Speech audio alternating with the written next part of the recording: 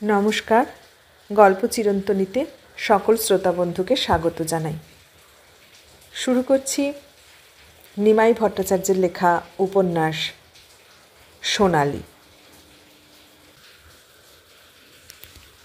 খোকন ওকে দেখেই থমকে দাঁড়িয়ে বলল, কি আশ্চর্য, তুই শাড়ি পরেছিস? সোনালি ওকে প্রণাম করে সুটকেসটা হাতে নিয়ে বলল, তুমি কি ভেবেছ আমি চিরকালই ছোট থাকব? খোকন ড্রয়িং রুম পার হয়ে ভিতরের দিকে যেতে যেতে বলল, না না, তুই মস্ত বড় হয়েছিস।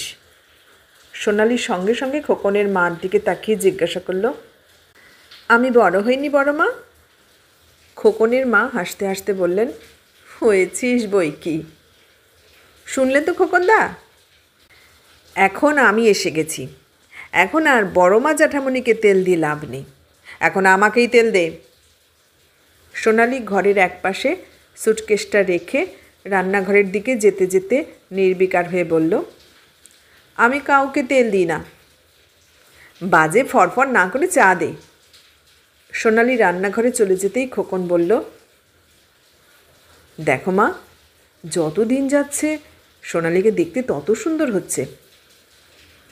ওকে দেখে তো কেউ ভাবতেই পারে না ও আমাদের মেয়ে না। খোকন হেসে বলল, তুমি ওকে সাজিয়ে গুজিয়ে যা রাখো, বাজে বকিস না। ওকে দেখতেই ভালো, একটা সাধারণ শাড়ি ব্লাউজ পরলেও ওকে দেখতে ভালো লাগে। খোকন মাকে জড়িয়ে ধরে বলল, তুমি যাই বলো মা, তুমি ওকে আদর দিয়ে দিয়েই। তুই বাড়িতে এসেই আমার পিছনে লাগবি না। সোনালি চা নিয়ে ঘরে ঢুকতে ঢুকতেই বলল, তোমার স্বভাব আর কোনোদিন বদলাবে না খোকনদা। ঠাকুমা দিদিমার মতন কথা বলবি তো এক থাপ্পড় খাবি। আমাকে থাপ্পড় মারলে তুমিও বড়মার কাছে থাপ্পড় খাবে।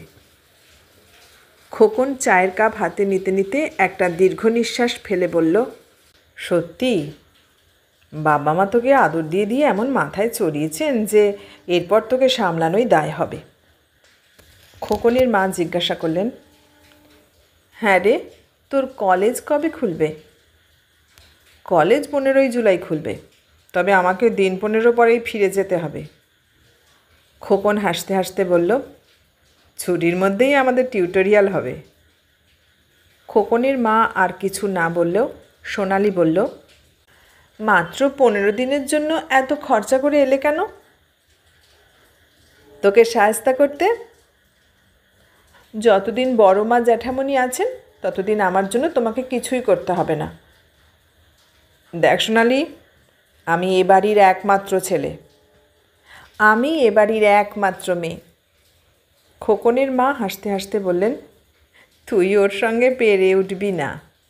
সোনালি এখন মাঝে মাঝে আমাকে আর তোর বাবাকেও শাসন করে। সোনালি ঘর থেকে বেরিয়ে কয়েক মিনিট পরে এসেই বলল, নাও খোকনদা, এবার চান করতে যাও। আগে আর এক কাপ চা দে। আর চা খেতে হবে না। কবিরাজি না করে যা বলছি শোন। বড়মার সামনে এই ধরনের কথা বলে? খোকন হেসে বলে, আচ্ছা আর বলবো না, তুই এক কাপ চা খাওয়া। সোনালি রান্নাঘরের দিকে পা বাড়িয়েই পিছন ফিরে বলল, বড়মা, তুমি জ্যাঠামণিকে টেলিফোন করবে না? জ্যাঠামণি হয়তো ভাবছেন খোকনদা এখনও আসেনি। হ্যাঁ করছি। খোকন বাথরুম থেকে বেরোতেই ওর মা ডাকলেন, খোকন খেতে আয়। খোকন টেবিলে এসে বসতেই সোনালি খেতে দিল। তুমি খাবে না মা? তুই খেয়ে নে, আমি আর সোনালি পরে বসবো। পরে বসবে কেন, এখনই বসো। সোনালি মুখ টিপে হাসতে হাসতে বলল, তোমার মাছ বেছে দিতে দিতে বড় মার খেতে অসুবিধে হয়। তুমি নামেও খোকন, কাজেও খোকন। দেখ সোনালি, আমি এ বাড়ির একমাত্র ছোট ছেলে। তুমি কখনো এ বাড়ির একমাত্র বড় ছেলে, কখনো আবার একমাত্র ছোট ছেলে। খোকনের মা হেসে উঠলেও খোকন ওর কথায় কোনো জবাব না দিয়ে আলু পটলের তরকারি মাখা ভাত মুখে দিয়েই বলল, তরকারিটা লাভলি হয়েছে। খোকনের মা বললেন, সব রান্নাই সোনালির। ইস, কি নুন হয়েছে। খোকনের মা হেসে উঠলেও সোনালি গম্ভীর হয়ে বলল, না জেনে প্রশংসা করলে অন্যায় হয় না। গ্রামের বুড়িদের মতন বেশ তো প্যাঁচ মেরে কথা বলতে শিখেছিস। সোনালি হেসে বলে, যাই বলো বড় মা, খোকনদা না থাকলে বাড়িতে লোকজন আছে বলেই মনে হয় না। খোকন জিজ্ঞেস করল, তুই একলা একলা ঝগড়া করতে পারিস না? তুমি পারো বুঝি? আমি কি ঝগড়া করতে জানি নাকি? খাওয়া দাওয়ার পর কিছুক্ষণ ছেলের সঙ্গে গল্প করে খোকনের মা শুতে গেলেন। খোকন নিজের ঘরে শুয়ে শুয়ে ডাকল, সোনালি, এক গ্লাস জল দিয়ে যা। সোনালি এক গ্লাস জল নিয়ে ঘরে ঢুকতেই খোকন ইশারায় কাছে ডেকে বলল, দেশলাইটা আনতো। সোনালি একগাল হাসি হেসে দুটো আঙুল ঠোঁটের উপর চেপে ধরে একটা টান দিয়ে বলল, ধরেছ? বাজে বকিস না, তাড়াতাড়ি আন। অত ধমকালে আনবো না। আচ্ছা, প্লিজ আন। সোনালি দেশলাই আনতেই খোকন সিগারেট ধরিয়ে টানতে শুরু করল। বেশ পাকা ওস্তাদ হয়ে গেছো দেখছি। আস্তে, মা শুনতে পাবে। অ্যাস্ট্রে লাগবে না? হ্যাঁ হ্যাঁ, প্লিজ নিয়ে আয়। সোনালি আঁচল দিয়ে ঢেকে অ্যাস্ট্রে এনে জিজ্ঞেস করল, রোজ কটা খাও? 1 প্যাকেটের বেশি না। সোনালি চোখ দুটো বড় বড় করে বলল, 1 প্যাকেট? খোকন মৌজ করে টান দিতে দিতে বলল, আমি তো তবু কম খাই। 1 প্যাকেট কম হলো? হোস্টেলের সব ছেলেরাই 2-3 প্যাকেট খায়। অত সিগারেট খেলে তো টিবি হয়ে যাবে। ওসব বাজে কথা ছেড়ে দে। বেশি সিগারেট খাওয়া খারাপ না? সেরকম ধরতে গেলে তো সব নেশাই খারাপ। তবে তবে আবার কি? তাহলে জেনে শুনে নেশা করছো কেন? আজকালকার যুগে সবাই কিছু না কিছু নেশা করে। সবাই মোটেও করে না। সবাই মানে অধিকাংশ লোকই। জানো খোকনদা, সিগারেটের গন্ধটা আমার দারুণ লাগে। ভালো লাগে? খুব। খোকন হাসে। সোনালি একটু থেমে বলে, তবে যে যাই বলুক, কলেজের ছেলেরা একটু আধটু সিগারেট না খেলে বড্ড ক্যাবলা ক্যাবলা লাগে। খোকন ওর কথা শুনে একটু জোরেই হাসে। হাসছো কেন? তোর কথা শুনে। আমি কি এমন হাসির কথা বললাম? খোকন ওর কথার জবাব না দিয়ে পরপর 2-3টে টান দিয়ে সিগারেটটা অ্যাস্ট্রেতে ফেলে দেয়। আচ্ছা খোকনদা, আমি কি সত্যিই বেশ বড় হয়ে গেছি? নিজের দিকে একবার চোখ বুলিয়ে সোনালি প্রশ্ন করে। খোকন ওর দিকে একবার ভালো করে দেখে বলল, তা একটু হয়েছিস। তুমি বড়দিনের ছুটিতে যা দেখেছিলে তার থেকে আমি বড় হয়েছি? নিশ্চয়ই হয়েছিস। দেখে বোঝা যায়? শাড়ি পরে তোকে একটু বড় লাগছে। তুমিও যেন হঠাৎ বড় হয়ে গেছো। তাই নাকি? সত্যি বলছি। খোকন হাসে। সোনালি হেসে বলে, সামনেবার হয়তো দেখব তুমি দাড়ি কামাতে শুরু করেছ।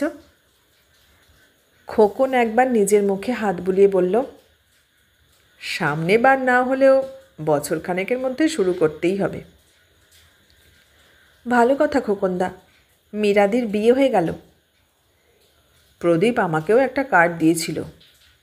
তোরা গিয়েছিলি? জ্যাঠামণি অফিসের একটা মিটিং ছিল বলে যেতে পারেননি। আমি আর বড় মা গিয়েছিলাম। জামাইবাবু কেমন হলো রে? খুব সুন্দর। আজকালের মধ্যেই একবার প্রদীপদের বাড়ি যেতে হবে। প্রদীপদা বোধহয় আজ বিকেলে আসবে। ও এসেছিল নাকি? 2-3 দিন আগে এসেছিলেন। ও জানে আমি আজ আসছি? প্রদীপদা বসে থাকতে থাকতেই তোমার চিঠিটা এলো। তাই নাকি? হ্যাঁ। আর কেউ আমার খোঁজ নিতে এসেছিল? একদিন মানসদা এসেছিলেন। মানস? খোকন একটু বিস্মিত হয়ে জিজ্ঞাসা করল, মানসদা এসেছিল শুনে তুমি চমকে উঠলে কেন? ও হতভাগা লিখেছিল বিলেত যাচ্ছে। এবার সোনালি চমকে ওঠে। তাই নাকি? স্টেশনে নেমেই মাকে জিজ্ঞাসা করলাম আমার কোনো বন্ধুবান্ধব এসেছিল কি না। মা বলল, না, কেউ তো আসেনি। বড় মা অত খেয়াল করেননি। তোর মতন একটা প্রাইভেট সেক্রেটারি না থাকলে আমি যে কী মুশকিলেই পড়তাম। সোনালি হেসে বলল, জ্যাঠামণিও ঠিক একই কথা বলেন। মা রেগে যায় না? না, বড় মা বলেন আমি তোমার প্রাইভেট সেক্রেটারি হব কোন দুঃখে। সত্যি, মা যদি এমএসসি পাশ করে রিসার্চ বা প্রফেসরি করতেন তাহলে অনেক উন্নতি করতেন।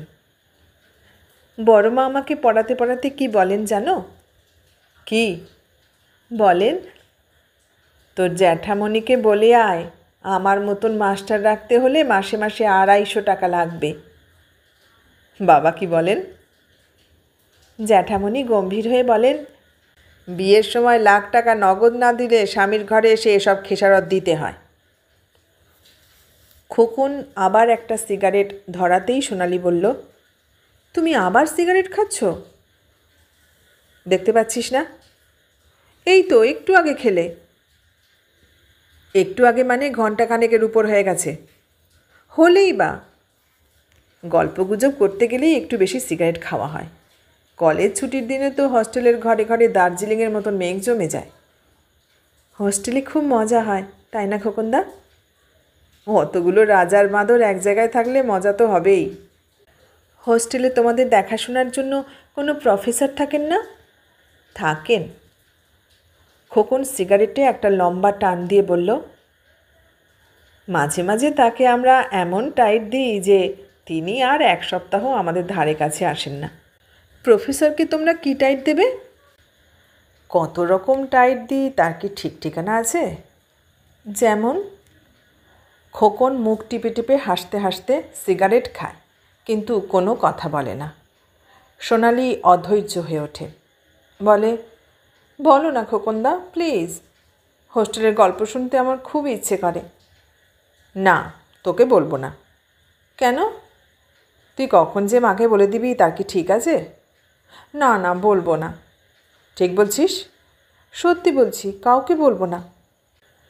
তুই জ্যাঠামণি আর বড় মার যা ভক্ত, তোকে হোস্টেলের কথা বলতে সত্যি ভয় করে। মা কালীর নামে বলছি, কাউকে কিছু বলবো না। খোকন সিগারেটে একটা লম্বা টান দিয়ে বলল, রোজ সকাল সন্ধে হোস্টেল সুপারিনটেনডেন্ট একবার আমাদের দেখতে আসেন। কি দেখতে আসেন? সব ছেলেরা ঘরে আছে কি না বা পড়তে বসেছে কি না, তাছাড়া বাইরের কোনো ছেলে আছে কি না তাও চেক করেন। হোস্টেলে বাইরের ছেলে থাকতে পারে? বাইরের মানে কলেজেরই বন্ধুবান্ধব। অনেক সময় নাইট শোতে সিনেমা দেখে বাড়িতে না ফিরে হোস্টেলেই কারোর কাছে থেকে যায়। বুঝেছি। হতভাগা রোজ ভোর 6টায় এসে আমাদের উৎপাত করে। একদিন সবাই মিলে ঠিক হলো আমরা সবাই দরজা খুলে ন্যাংটা হয়ে শুয়ে থাকব। শুনেই সোনালি দাঁত দিয়ে জিভ কাটল। লজ্জা আর বিস্ময় মাখা দৃষ্টিতে ওর দিকে তাকিয়ে বলল, এ রামু। অত রাম রাম করলে শুনতে হবে না। আচ্ছা আচ্ছা, বলো। মৌজ করে সিগারেটে টান দিয়ে খোকন বলল, পরের দিন ভোরবেলায় হোস্টেলের 150 ছেলেকে তৈলঙ্গস্বামী হয়ে শুয়ে থাকতে দেখে তোমাদের লজ্জা করল না? হোস্টেলে থাকলে লজ্জা ঘেন্না ভয় বলে কিছু থাকে না। একটু চুপ করে থাকার পর সোনালি জিজ্ঞাসা করল, পরে উনি কিছু বললেন না? আমরা কি কচি বাচ্চা? তবুও এই রকম একটা কাণ্ডর পর কিছুই বললেন না? শুনেছিলাম সবাইকে ফাইন করা হবে, কিন্তু শেষ পর্যন্ত ভয়ে আর কিছু করেননি। তাহলে হোস্টেলে বেশ ভালোই আছো? এমনি বেশ মজায় থাকি, তবে খাওয়া দাওয়ার বড় কষ্ট। কেন? কি বিচ্ছিরি রান্না, তুই ভাবতে পারবি না। তাই নাকি? হ্যাঁ রে, গলা দিয়ে নামতে চায় না। এক গাদা টাকা নিচ্ছে অথচ শালারা চুরি করে। তাহলে তোমরা কি করে খাও? কী আর করবো বল, বাধ্য হয়ে খিদের জ্বালায় সবাই খেয়ে নেয়। বড় মা তাহলে ঠিকই বলেন? মা কি বলে? কালও বাজার করতে গিয়ে তোমার খাওয়া দাওয়ার কষ্টের কথা বলছিলেন। আজ আমি যা খেলাম হোস্টেলের সিকি ভাগও খাই না। আজকে রান্নাগুলো তোমার ভালো লেগেছে? আমি ভাবতেই পারিনি তুই এত ভালো রান্না শিখেছিস। আজকাল বড় মাকে আমি বিশেষ রান্নাঘরে ঢুকতে দিই না। সব তুই করিস? বড় মা বেশিক্ষণ রান্নাঘরে থাকলেই শরীর খারাপ হয়। হঠাৎ এক একদিন মাথা ধরে যে বিছানা থেকে উঠতেই পারেন না। মা যে কিছুতেই ঠিক মতন ওষুধ খাবে না। তুমিও ঠিক জ্যাঠামণির মতো কথা বলছো। খোকন আর শুয়ে থাকে না, উঠে পড়ে, বলে, যাই এবার একটু মার কাছে শুই। সোনালি হেসে বলল, তুমি কলেজে পড়লেও এখনও সত্যিকার খোকনই থেকে গেছো। খোকন ঘর থেকে বেরুতে বেরুতে বলল, আমি কি বুড়ো হয়ে গেছি যে মার কাছে শুতে পারি না? আমি কি তাই বলেছি? কিন্তু সোনালিকে কথাটা শেষ করতে না দিয়েই খোকন একটু চাপা গলায় বলল, মার পাশে শোবার দিন তো ফুরিয়ে আসছে। কেন? কেন আবার? এরপর বউয়ের পাশে। এ রাম, কি অসভ্য! খোকন সোনালির একটা হাত চেপে ধরে বলে, এতে অসভ্যতার কী আছে? আমি যেমন বউয়ের পাশে শোবো, তুইও তেমন স্বামীর। সোনালি অত্যন্ত বিরক্ত হয়ে বলল, খোকনদা, কী অসভ্যতা হচ্ছে? খোকন সোনালির হাতটা ছেড়ে দিয়ে বলল, বিয়ে করা কি অন্যায়? অন্যায় হবে কেন? তবে বিয়ে করার কথা বলতেই তুই আমাকে অসভ্য বললি কেন? যখন বিয়ে করবে তখন এসব কথা বলো। সোনালি একটু হেসে বলল, এখন বিয়ে করতে চাইলেও তোমাকে বিয়ে দেওয়া হবে না। তুই কি আমার বিয়ে দেবার মালিক? মালিক না হলেও আমার মতামতেরও অনেক দাম আছে। তাই নাকি? নিশ্চয়ই। খোকন আর দাঁড়ায় না। সোনালিও উঠল, বলল, আমি কিন্তু একটু পরেই চা করব। খোকন মাকে জড়িয়ে শুতেই উনি বললেন, তুই এলি আর আমার দুপুরবেলার বিশ্রামের 12টা বাজল। তুমি ঘুমোও না। এমন করে জড়িয়ে থাকলে কেউ ঘুমোতে পারে? অনেকক্ষণ ঘুমিয়েছ, আর ঘুমোতে হবে না। কেন, কটা বাজে? 4টে। এর মধ্যেই 4টে বেজে গেল? সময় কি তোমার জন্য দাঁড়িয়ে থাকবে? এই তোর বকবকানি শুরু হলো। সত্যি মা, তোমার কাছে এলেই বকবক করতে ইচ্ছে করে। মাকে জ্বালাতন না করে কি তোর শান্তি আছে? মার কথা শুনে খোকন হাসে। এতক্ষণ তুই কি করছিলি? সোনালিকে হোস্টেলের গল্প বলছিলাম। ছুটির মধ্যে তোদের কি সত্যি টিউটোরিয়াল হবে? আরে দূর, কে ছুটির মধ্যে টিউটোরিয়াল করবে? তবে যে বলছিলি দিন 15 পরেই যেতে হবে। ও সোনালিকে খেপাবার জন্য বলছিলাম। তুই আসবি বলে ও আজ কটায় উঠেছে জানিস? কটায়? 5টারও আগে। খোকন শুনে হাসে। ওর মা বললেন, সকাল 8টা থেকে ও আমাকে স্টেশনে যাবার জন্য তাড়া দিতে শুরু করলো। আচ্ছা মা, সোনালিদের বাড়ির কি খবর? বিহারির দোকানটা মোটামুটি ভালোই চলছে, আর সন্তোষকে তো তোর বাবা ওদের অফিসেই ঢুকে দিয়েছেন। তাই নাকি? হ্যাঁ, তুই জানিস না? না। সোনালি ওদের বাড়ি যায়? প্রত্যেক মাসেই যায়, তবে রাত্রিরে থাকে না। কেন? ও আর আজকাল আমাদের ছেড়ে থাকতে পারে না। খোকন আবার হাসে। ওর মা বলেন, তাছাড়া ও না থাকলে আমাদেরও খুব খারাপ লাগে। তা তো লাগবেই। বিশেষ করে তোর বাবার তো 1 মিনিট ওকে না হলে চলবে না। তাই নাকি? ওর মা হেসে বললেন, সোনালি যেদিন ওর বাবা মার কাছে যায় সেদিন তোর বাবাকে দেখতে হয়। কেন, কি করেন? অফিস থেকে বাড়ি ফিরে মিনিটে মিনিটে আমাকে শোনাবেন। হতভাগী মেয়েটা না থাকলে বাড়িটা এত ফাঁকা ফাঁকা লাগে যে। খোকন হেসে বলে, আচ্ছা। তারপর 8টা বাজতে না বাজতেই নিজে গাড়ি নিয়ে ছুটবেন। খোকন একটু জোরেই হাসে। এখনই হাসছিস?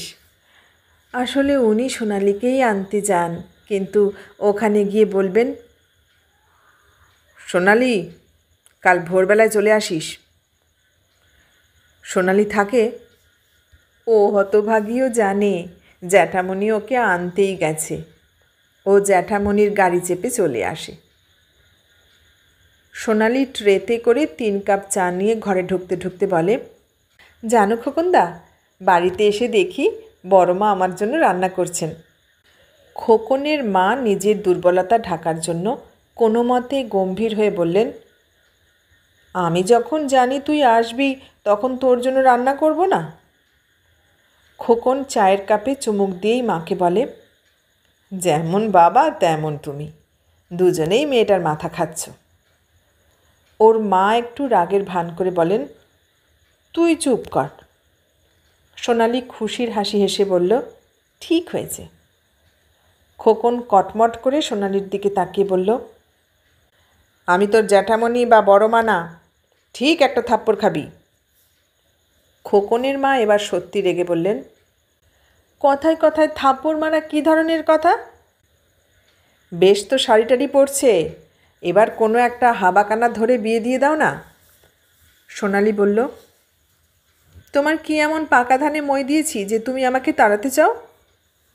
খোকনের মা সোনালীর দিকে তাকিয়ে বললেন, 2-1 বছর পরে সত্যি তোর বিয়ের কথা ভাবতে হবে।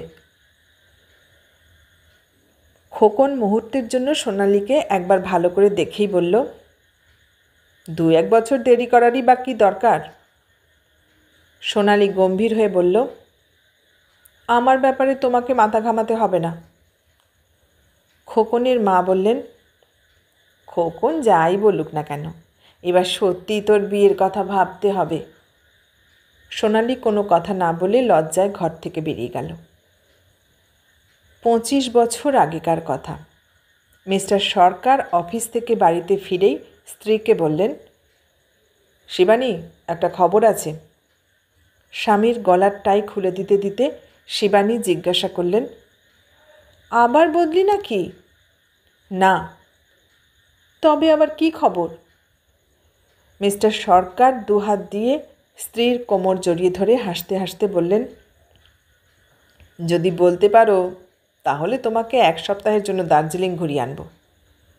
এই বর্ষায় আমি দার্জিলিং যাচ্ছি না। কেন? আমি কি পাগল যে এই বর্ষায় দার্জিলিং যাব? বর্ষাতেই তো দার্জিলিং যেতে হয়। শহরে কোনো জানাশোনা লোক দেখা যাবে না, সারাদিন বেশ ঘরের মধ্যে। অসভ্যতা না করে খবরটা বলো। অফিস থেকে গাড়ি কিনতে বলেছে। গাড়ি কিনতে বলেছে মানে? মানে গাড়ি কেনার টাকা দেবে, মাসে মাসে 250 টাকা কেটে নেবে। কার অ্যালাউন্স তো দেবে। তা তো দেবেই, তবে তোমাকে আমি গাড়ি চালাতে দিচ্ছি না। তোমাকে চালাতে পারছি আর গাড়ি চালাতে পারবো না? স্বামীর জামার বোতাম খুলতে খুলতে শিবানী জিজ্ঞাসা করলেন, কবে গাড়ি কিনতে হবে? এই মাসের মধ্যেই কিনতে হবে। কি গাড়ি কিনবে তুমি বলো? অস্টিন, ছোটোর মধ্যে ভারী সুন্দর গাড়ি। তোমার দাদার অস্টিন আছে বলে কি আমাকেও অস্টিনই কিনতে হবে? এই পৃথিবীতে যেন আমার দাদাই একমাত্র অস্টিন চড়েন। আমিও অস্টিন কিনবো ভেবেছি। আজে বাজে রঙের গাড়ি নিও না। তুমি কি রঙের চাও? Still grey. নমস্কার স্যার, আমাকে চৌধুরী সাহেব। তোমার নামই কি বিহারীলাল দাস? হ্যাঁ স্যার। চৌধুরী তো তোমার প্রশংসায় পঞ্চমুখ। কৃতার্থের হাসি হেসে বিহারী বলল, ওদের বাড়ির সবাই আমাকে খুব স্নেহ করেন, তাই বলছিল বটে। আমার বাবা চৌধুরী সাহেবের বাবার গাড়ি চালাতেন, আর চৌধুরী সাহেব তো আমার কাছেই গাড়ি চালানো শিখেছেন। শিবানী বললেন, এই সাহেবকে স্টিয়ারিং ধরতে দেবে না। বিহারী হাসে, না না, হাসির কথা নয়। কিন্তু সাহেব যদি বলেন? সাহেব কান্নাকাটি করলেও দেবে না। শিবানীর কথায় শুধু বিহারি না, মিস্টার সরকারও হাসেন। হাসি থামলে মিস্টার সরকার বিহারীর দিকে তাকিয়ে জিজ্ঞাসা করলেন, মাইনে টাইনে কাজকর্মের ব্যাপারে চৌধুরী যা বলেছে তাতে আপত্তি নেই তো? না স্যার। সোমবার আমার গাড়ির ডেলিভারি পাবো। আমি কখন আসবো স্যার? সকাল 9টা সাড়ে 9টার মধ্যে এসো। বিহারী দুজনকে নমস্কার জানিয়ে চলে গেল। সরকার দম্পতির জীবনে বিহারীলাল দাসের সেই প্রথম আবির্ভাব। বছর ঘুরে পূজা এলো। শিবানী মিস্টার সরকারকে জিজ্ঞাসা করলেন, হ্যাঁ গো, বিহারীকে একটা ধুতি পাঞ্জাবি দেবে না? ও তো অফিস থেকে 1 মাসের মাইনে পাবে। তা পাক, হাজার হোক তোমাকে দাদা বলে ডাকে, আমাকে বৌদি বলে, আমাদেরও তো একটা কর্তব্য আছে। মিস্টার সরকার ও কথার কোনো জবাব না দিয়ে জিজ্ঞাসা করলেন, পূজায় তুমি আমাকে কি দিচ্ছ? শিবানী স্বামীর কানে কানে বলল, অনেক অনেক ভালোবাসা। বিহারী সত্যিই বড় ভালো মানুষ। সব সময় মুখে হাসি লেগে আছে, কোনো সময় কাজে না বলে না, সর্বোপরি অত্যন্ত সৎ লোক। বৌদি, কি বিহারী? একটা ভীষণ অন্যায় হয়ে গেছে। মিসেস সরকার হেসে জিজ্ঞাসা করেন, তোমার না আমার? আপনি কেন অন্যায় করবেন? আমারই অন্যায় হয়েছে। কি হয়েছে? শনিবার আপনাদের সিনেমার টিকিট কেটে বাকি পয়সা ফেরত দিতে ভুলে গিয়েছিলাম। বিহারী একটা টাকা আর কিছু খুচরো পয়সা এগিয়ে দিতে গেলেও মিসেস সরকার নিলেন না। বললেন, এত বড় অন্যায় যখন করেছ তখন তোমাকে কিছু খেসারত দিতে হবে। বলুন বৌদি। আমাকে একটু ঢাকুরিয়া নিয়ে যেতে হবে। বিহারী একগাল হাসি হেসে বলল, এই খেসারত দিতে আমি তো সব সময় প্রস্তুত। মিসেস সরকার ঘুরে দাঁড়াতেই বিহারী বলল, বৌদি, পয়সাটা নিলেন না? না। ঢাকুরিয়া যাবার পথে বিহারী গাড়ি চালাতে চালাতেই মিসেস সরকারকে বলে, বৌদি, প্রায় 3 বছর গাড়ি কেনা হয়েছে, কিন্তু একবারও আপনারা গাড়ি নিয়ে বাইরে কোথাও গেলেন না। তোমার দাদার বলে সময় হয় না। সামনের সপ্তাহে তো দাদার 3 দিন ছুটি। কেন? অ্যানুয়াল কনফারেন্সের জন্য বেশি খাটতে হয়েছে বলে সামনের সপ্তাহে দাদার ডিপার্টমেন্টের সব অফিসারদের 3 দিন ছুটি। ছুটির কথা তোমাকে কে বলল? অফিসেই শুনেছি। আজ? আজ না, কনফারেন্স শেষ হবার দিনই সব অফিসারদের বলে দেওয়া হয়েছে। অথচ তোমার দাদা আমাকে কিছুই জানাননি। হয়তো ভুলে গিয়েছেন। তোমার দাদার সব কথা মনে থাকে, শুধু ছুটির কথা বলতেই ভুলে যান। বিহারী হাসে।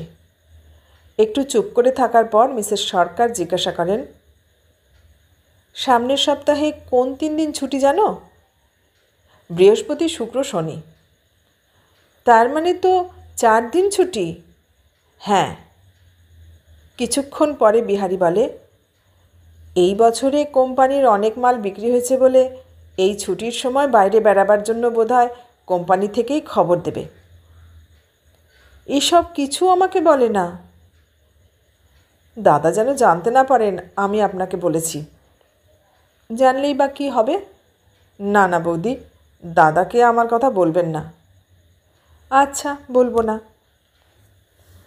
মিস্টার সরকার গাড়িতে বসতেই বিহারী জিজ্ঞাসা করল, সোজা বাড়ি যাব? হ্যাঁ। পার্ক স্ট্রিট ছাড়িয়ে লাউডন স্ট্রিটে ঢুকতেই বিহারী বলল, দাদা, একটা কথা বলবো। কি? কাল বৌদির জন্মদিন, কিছু কিনবেন না? দেখেছ, একদম ভুলে গিয়েছিলাম। গাড়ি ঘুরিয়ে নেব? চলো গড়িয়াহাট ঘুরে যাই।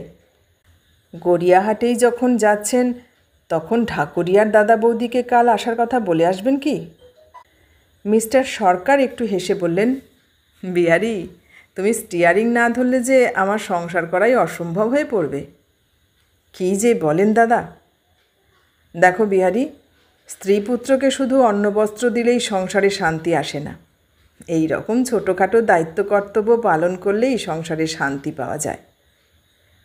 একটু পরে মিস্টার সরকার বললেন, ভালো কথা বিহারী, সামনের 18ই আমাদের চৌধুরীর বাবা মার বিয়ের ডায়মন্ড জুবিলি। তার আগে তোমার বৌদিকে নিয়ে একটা ভালো ধুতি আর শাড়ি কিনে আনার কথা মনে করিয়ে দিও তো। দেব। ওদের দুজনের খেয়াল না থাকলেও বিহারীর ঠিক মনে আছে। মিস্টার সরকারকে নিয়ে অফিস বেরোবার সময় বলল, বৌদি, আমি দাদাকে পৌঁছে ফিরে আসছি। কেন? চৌধুরী সাহেবের বাবা মার ধুতি শাড়ি। মিসেস সরকার হাসতে হাসতে বললেন, আমার একদম মনে ছিল না। আপনি তৈরি হয়ে থাকবেন। ঠিক আছে। মিস্টার সরকার অফিস যাবার জন্য প্রায় তৈরি। শিবানী ওর পার্স, ডায়েরি, কলম, রুমাল এগিয়ে দিচ্ছেন। বিহারী একটু দূর থেকেই বলল, বৌদি, দাদা কি তৈরি? হ্যাঁ। দাদা কি চেকটা নিয়েছেন? শিবানী নয়, মিস্টার সরকারই জিজ্ঞাসা করলেন, পেট্রোল পাম্পের চেক তো দিয়ে দিয়েছি, আজ আবার কিসের চেক? বিহারী বলল, আজই তো ইন্স্যুরেন্সের। ওকে কথাটা শেষ করতে হলো না। শিবানী বললেন, আজই তো প্রিমিয়াম দেবার লাস্ট দিন, তাই না? মিস্টার সরকার বললেন, আমি তো একদম ভুলে গিয়েছিলাম। শিবানী হাসতে হাসতে বললেন, আজ যদি বিহারী মনে না করিয়ে দিত তাহলে। মিস্টার সরকার বিহারীকে শুনিয়েই একটু জোরে বললেন, বিহারী ভুলে গেলে ওকে শুলে চড়াতাম না? এ সংসারে বিহারীর একটা বিশেষ ভূমিকা, বিশেষ মর্যাদা অনস্বীকার্য। ঘরে বাইরের ছোট বড় খুঁটিনাটি হাজার দিকেই ওর নজর। ওর নজর না দিয়ে উপায় নেই। সরকার দম্পতি জানেন, বিহারী যখন আছে তখন চিন্তার কিছু নেই। তারপর একদিন এ সংসারে খোকনের আবির্ভাব হতেই হঠাৎ সব কিছু মোড় ঘুরে গেল। বিহারী এখন আর পার্শ্ব চরিত্র নয়, এ সংসারের অন্যতম মুখ্য চরিত্র। খোকনের অন্নপ্রাশন হয়ে গেল। পরের দিন সকালে চা জলখাবার খেয়ে সবাই মিলে গল্পগুজব হচ্ছিল। হঠাৎ মিস্টার সরকারের মা বললেন, যে যাই বলো, বিহারী না থাকলে কাল একটা কেলেঙ্কারি হতো। শিবানী হাসতে হাসতে বললেন, আপনার আদুরে ছেলে শুধু চাকরি করতে জানে। কোনো মতে একদিন টোপর মাথায় দিয়ে বিয়ে করেছিল ঠিকই, কিন্তু ওকে নিয়ে সংসার করা যে কী দায় তা আমি আর বিহারী ছাড়া আর কেউ জানে না। শিবানীর মা বললেন, এই বয়সের ছেলেরা কোনো কালেই সংসারী হয় না। আর দুটো একটা ছেলে মেয়ে হোক, তারপর নিশ্চয়ই সংসারী হবে। শিবানী একটু জোরেই হাসলেন। তারপর বললেন, এই খোকন হবার সময় আমার যা শিক্ষা হয়েছে তাতে আমার আর ছেলে মেয়ে হয়ে কাজ নেই। মিস্টার সরকারের দিদি মিনা বললেন, যাই হোক শিবানী, আমি এবার বিহারীকে নিয়ে যাচ্ছি। চা বাগানে থাকতে হলে বিহারীর মতন একজন অলরাউন্ডার দরকার। দিদি, তুমি কি আমার এই উপকারটুকু করার জন্যই দার্জিলিং থেকে এসেছ? তুই বল শিবানী, ওই মহাদেব নেশাখোর স্বামীকে নিয়ে চা বাগানে থাকা যায়? মিনার কথায় সবাই হাসেন।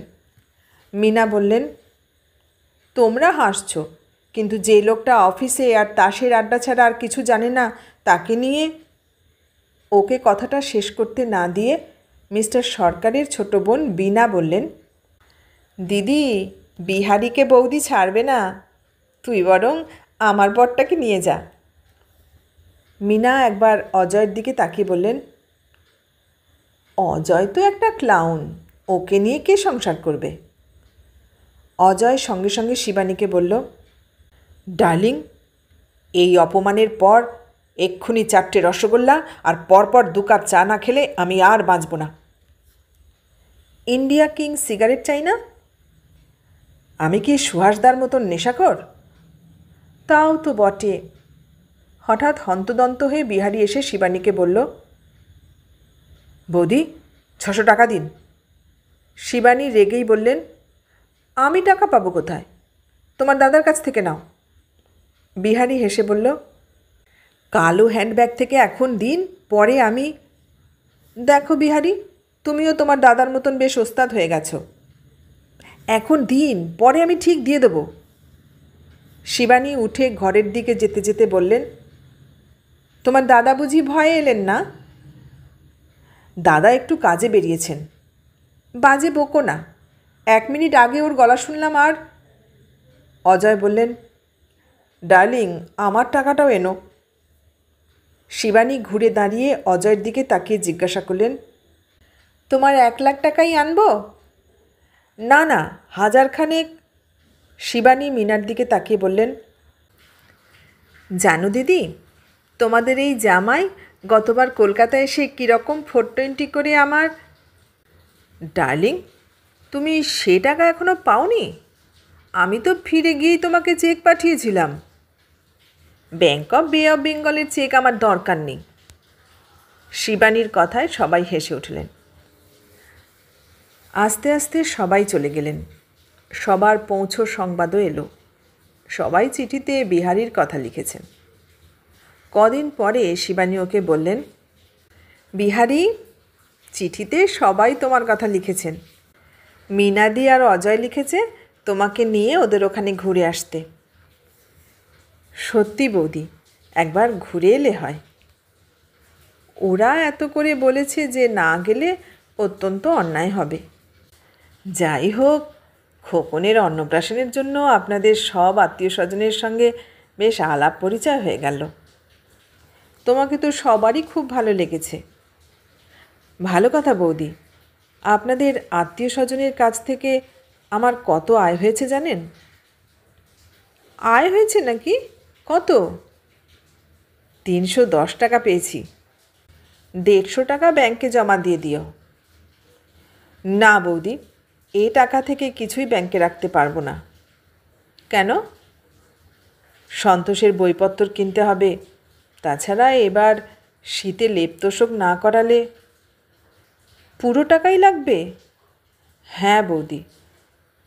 ঠিক আছে, আমি তোমাকে 100 টাকা দেব। এই 100 টাকা ব্যাংকে রেখে দেবে। আপনাদের দয়ায় খেয়ে পড়ে বেঁচে আছি, আপনি আবার টাকা দেবেন কেন?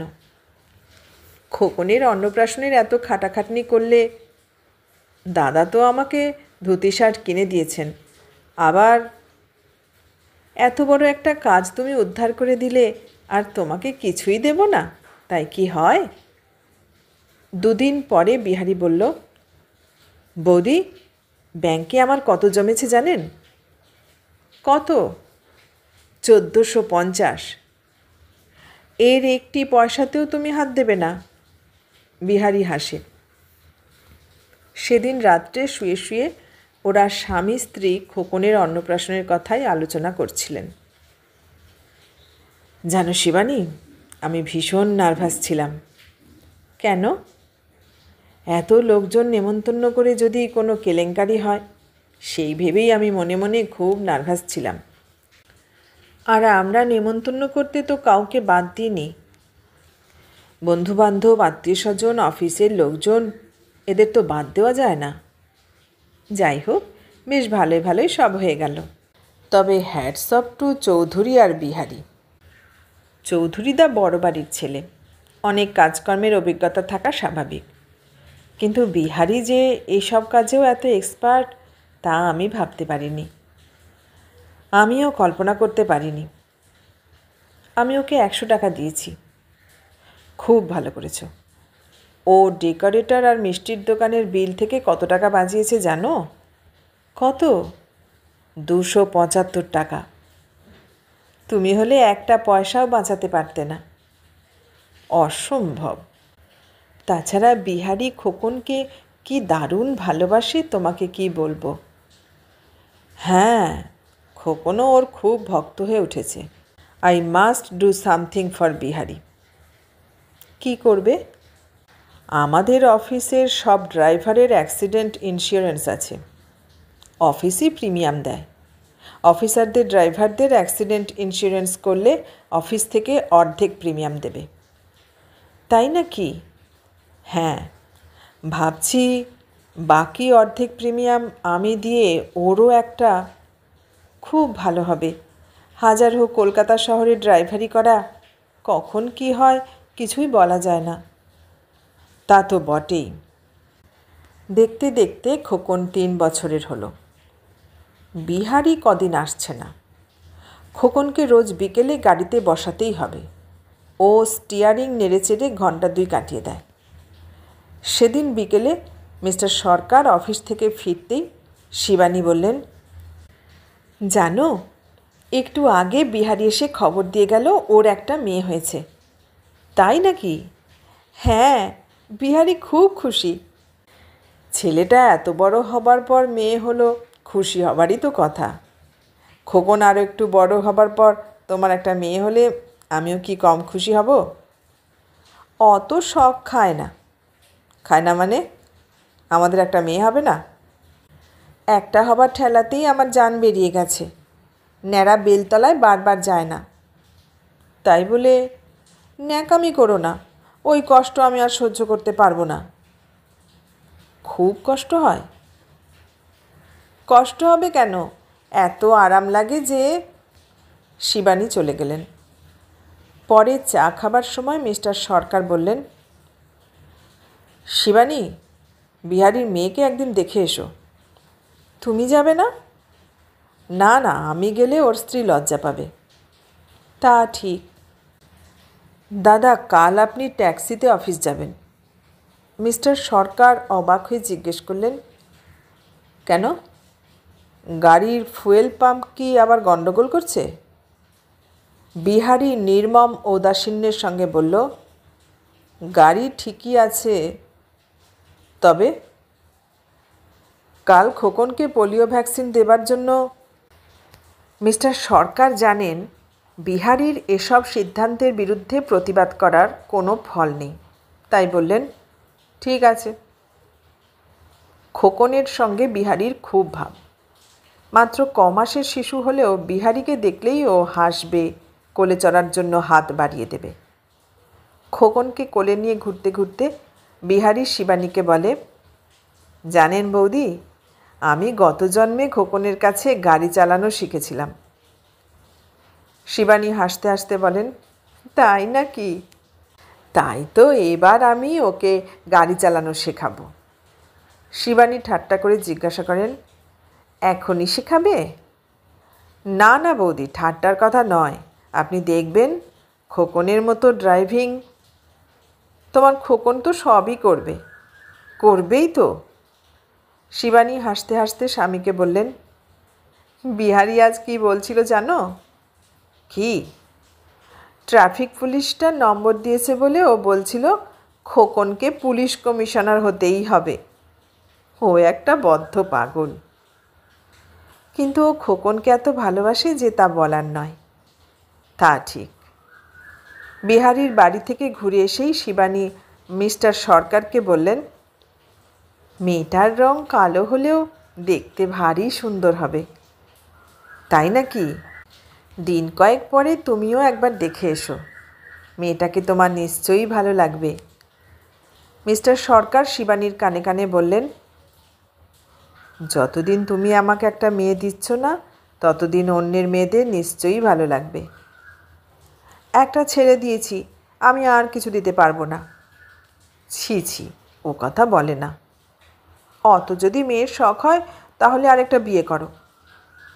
ঠিক আছে, ডিভোর্স করে তোমাকেই আবার বিয়ে করছি। শিবানী হাসতে হাসতে ঘর থেকে বেরিয়ে গেল। কদিন পরে বিহারী শিবানীকে বলল, বৌদি, এবার দাদাকে গাড়ি চালানো শিখিয়ে দিই। কেন? আমি 2-4 দিন না থাকলে দাদার খুব অসুবিধে হয়। কেন?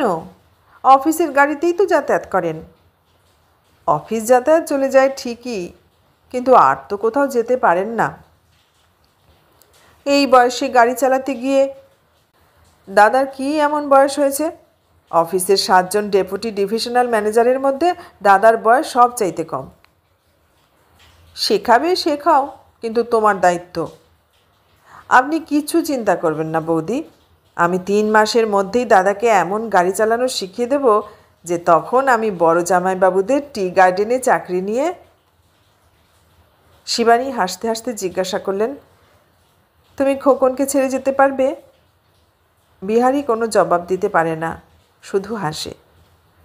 মাস চারেক পরের কথা। স্টিয়ারিংয়ে মিস্টার সরকার, পাশে বিহারী, পিছনে শিবানী আর খোকন। দক্ষিণেশ্বর হয়ে গান্ধীঘাট, সেখান থেকে ঢাকুরিয়া হয়ে বাড়ি। শিবানী হাসতে হাসতে বললেন, বিহারী, তোমার ছাত্র তাহলে অনার্স নিয়েই পাশ করলেন? দিনগুলো বেশ কাটছে। মিস্টার সরকার ডিভিশনাল ম্যানেজার হয়েছেন। বম্বে বদলি হবার কথা হয়েছিল, কিন্তু শেষ পর্যন্ত কলকাতাতেই থেকে গেছেন। মাঝে অবশ্য 1 বছরের জন্য পাটনা যেতে হয়েছিল, তবে শিবানী বা খোকনকে নিয়ে যাননি। ওরা পাটনা গেলে খোকনের পড়াশোনার গণ্ডগোল হতো।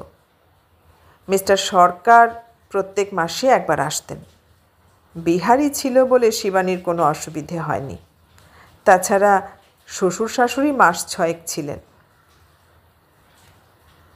বিহাই কাকা, ও বিহাই কাকা, শুনে যাও। পড়ার ঘর থেকেই খোকন বিহারীকে ডাকে। কী রে খোকনা, কাছে এসো, কানে কানে বলবো, খুব প্রাইভেট কথা। মিস্টার সরকার হাসতে হাসতে স্ত্রীকে বললেন, শিবানী, তোমার ছেলের মাথায় বোধহয় কোনো মতলব এসেছে। শিবানীও হাসেন, বলেন, বিহারী আদর দিয়ে দিয়েই ছেলেটার 12টা বাজাবে। বিহারী কোনো মতে হাসি চেপে গম্ভীর হয়ে বলল, আমি কি করলাম বৌদি? না না, তুমি কি করবে? তুমি কিছু করনি। বিহারী কিছু বলার আগেই আবার খোকন ডাকল, কি হলো বিহাই কাকা, এলে না? মিস্টার সরকার খোকনের দিকে তাকিয়ে বললেন, তুমি এখানে এসে বলে যাও না। আমি যে পড়ছি। খোকনের জবাব শুনে 3 জনেই হাসেন। বিহারী আর দেরি না করে খোকনের কাছে যায়। খোকন কানে কানে ফিসফিস করে কী যেন বলে। বিহারীও ওর কানে কানে জবাব দেয়। বিহারী ড্রয়িং রুমে ফিরে আসতেই ওরা দুজনে ওর দিকে তাকালেন।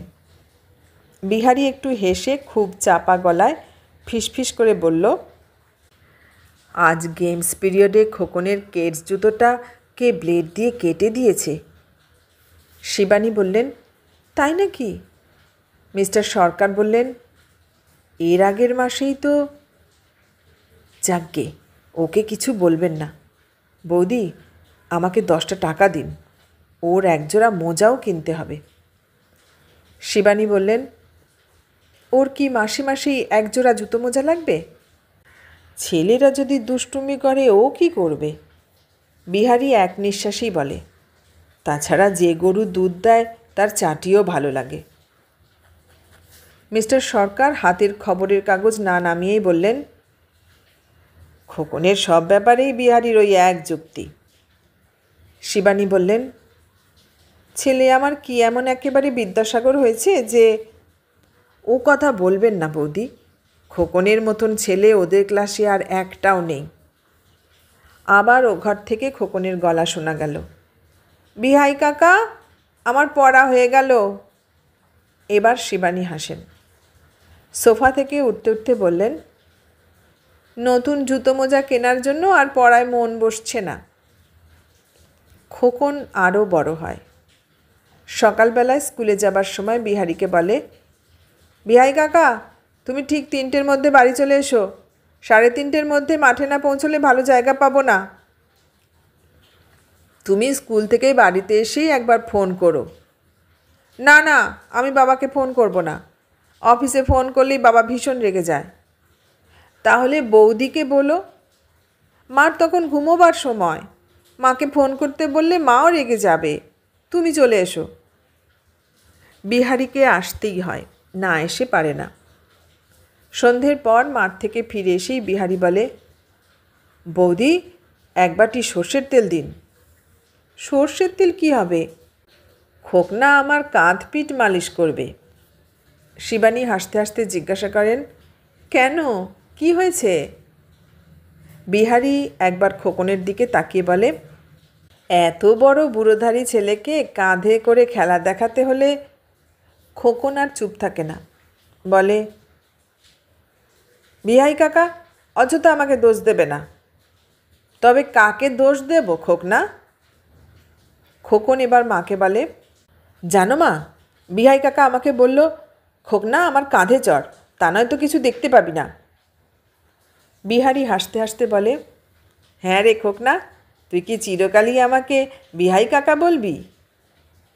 ওর প্রশ্ন শুনে খোকনও হাসে, জিজ্ঞাসা করে, কেন, আমার বিহাই কাকা ডাক তোমার ভালো লাগে না? তুই যা বলে ডাকবি তাই আমার ভালো লাগবে। তাহলে তুমি ও কথা বলছো কেন? এমনি জিজ্ঞাসা করছিলাম। বিহারি কিছুক্ষণ চুপ করে থাকার পর জিজ্ঞাসা করে, আচ্ছা খোকন, এখন তো তুই একটু বড় হয়েছিস, তবে কেন তুই এখনও দাদা বৌদিকে সব কথা বলতে পারিস না? খোকন দুহাত দিয়ে বিহারির গলা জড়িয়ে ধরে বলে, আমি তোমাকে বিরক্ত করি বলে তুমি রাগ করো? দূর পাগল, তোর উপর আমি কখনো রাগ করতে পারি?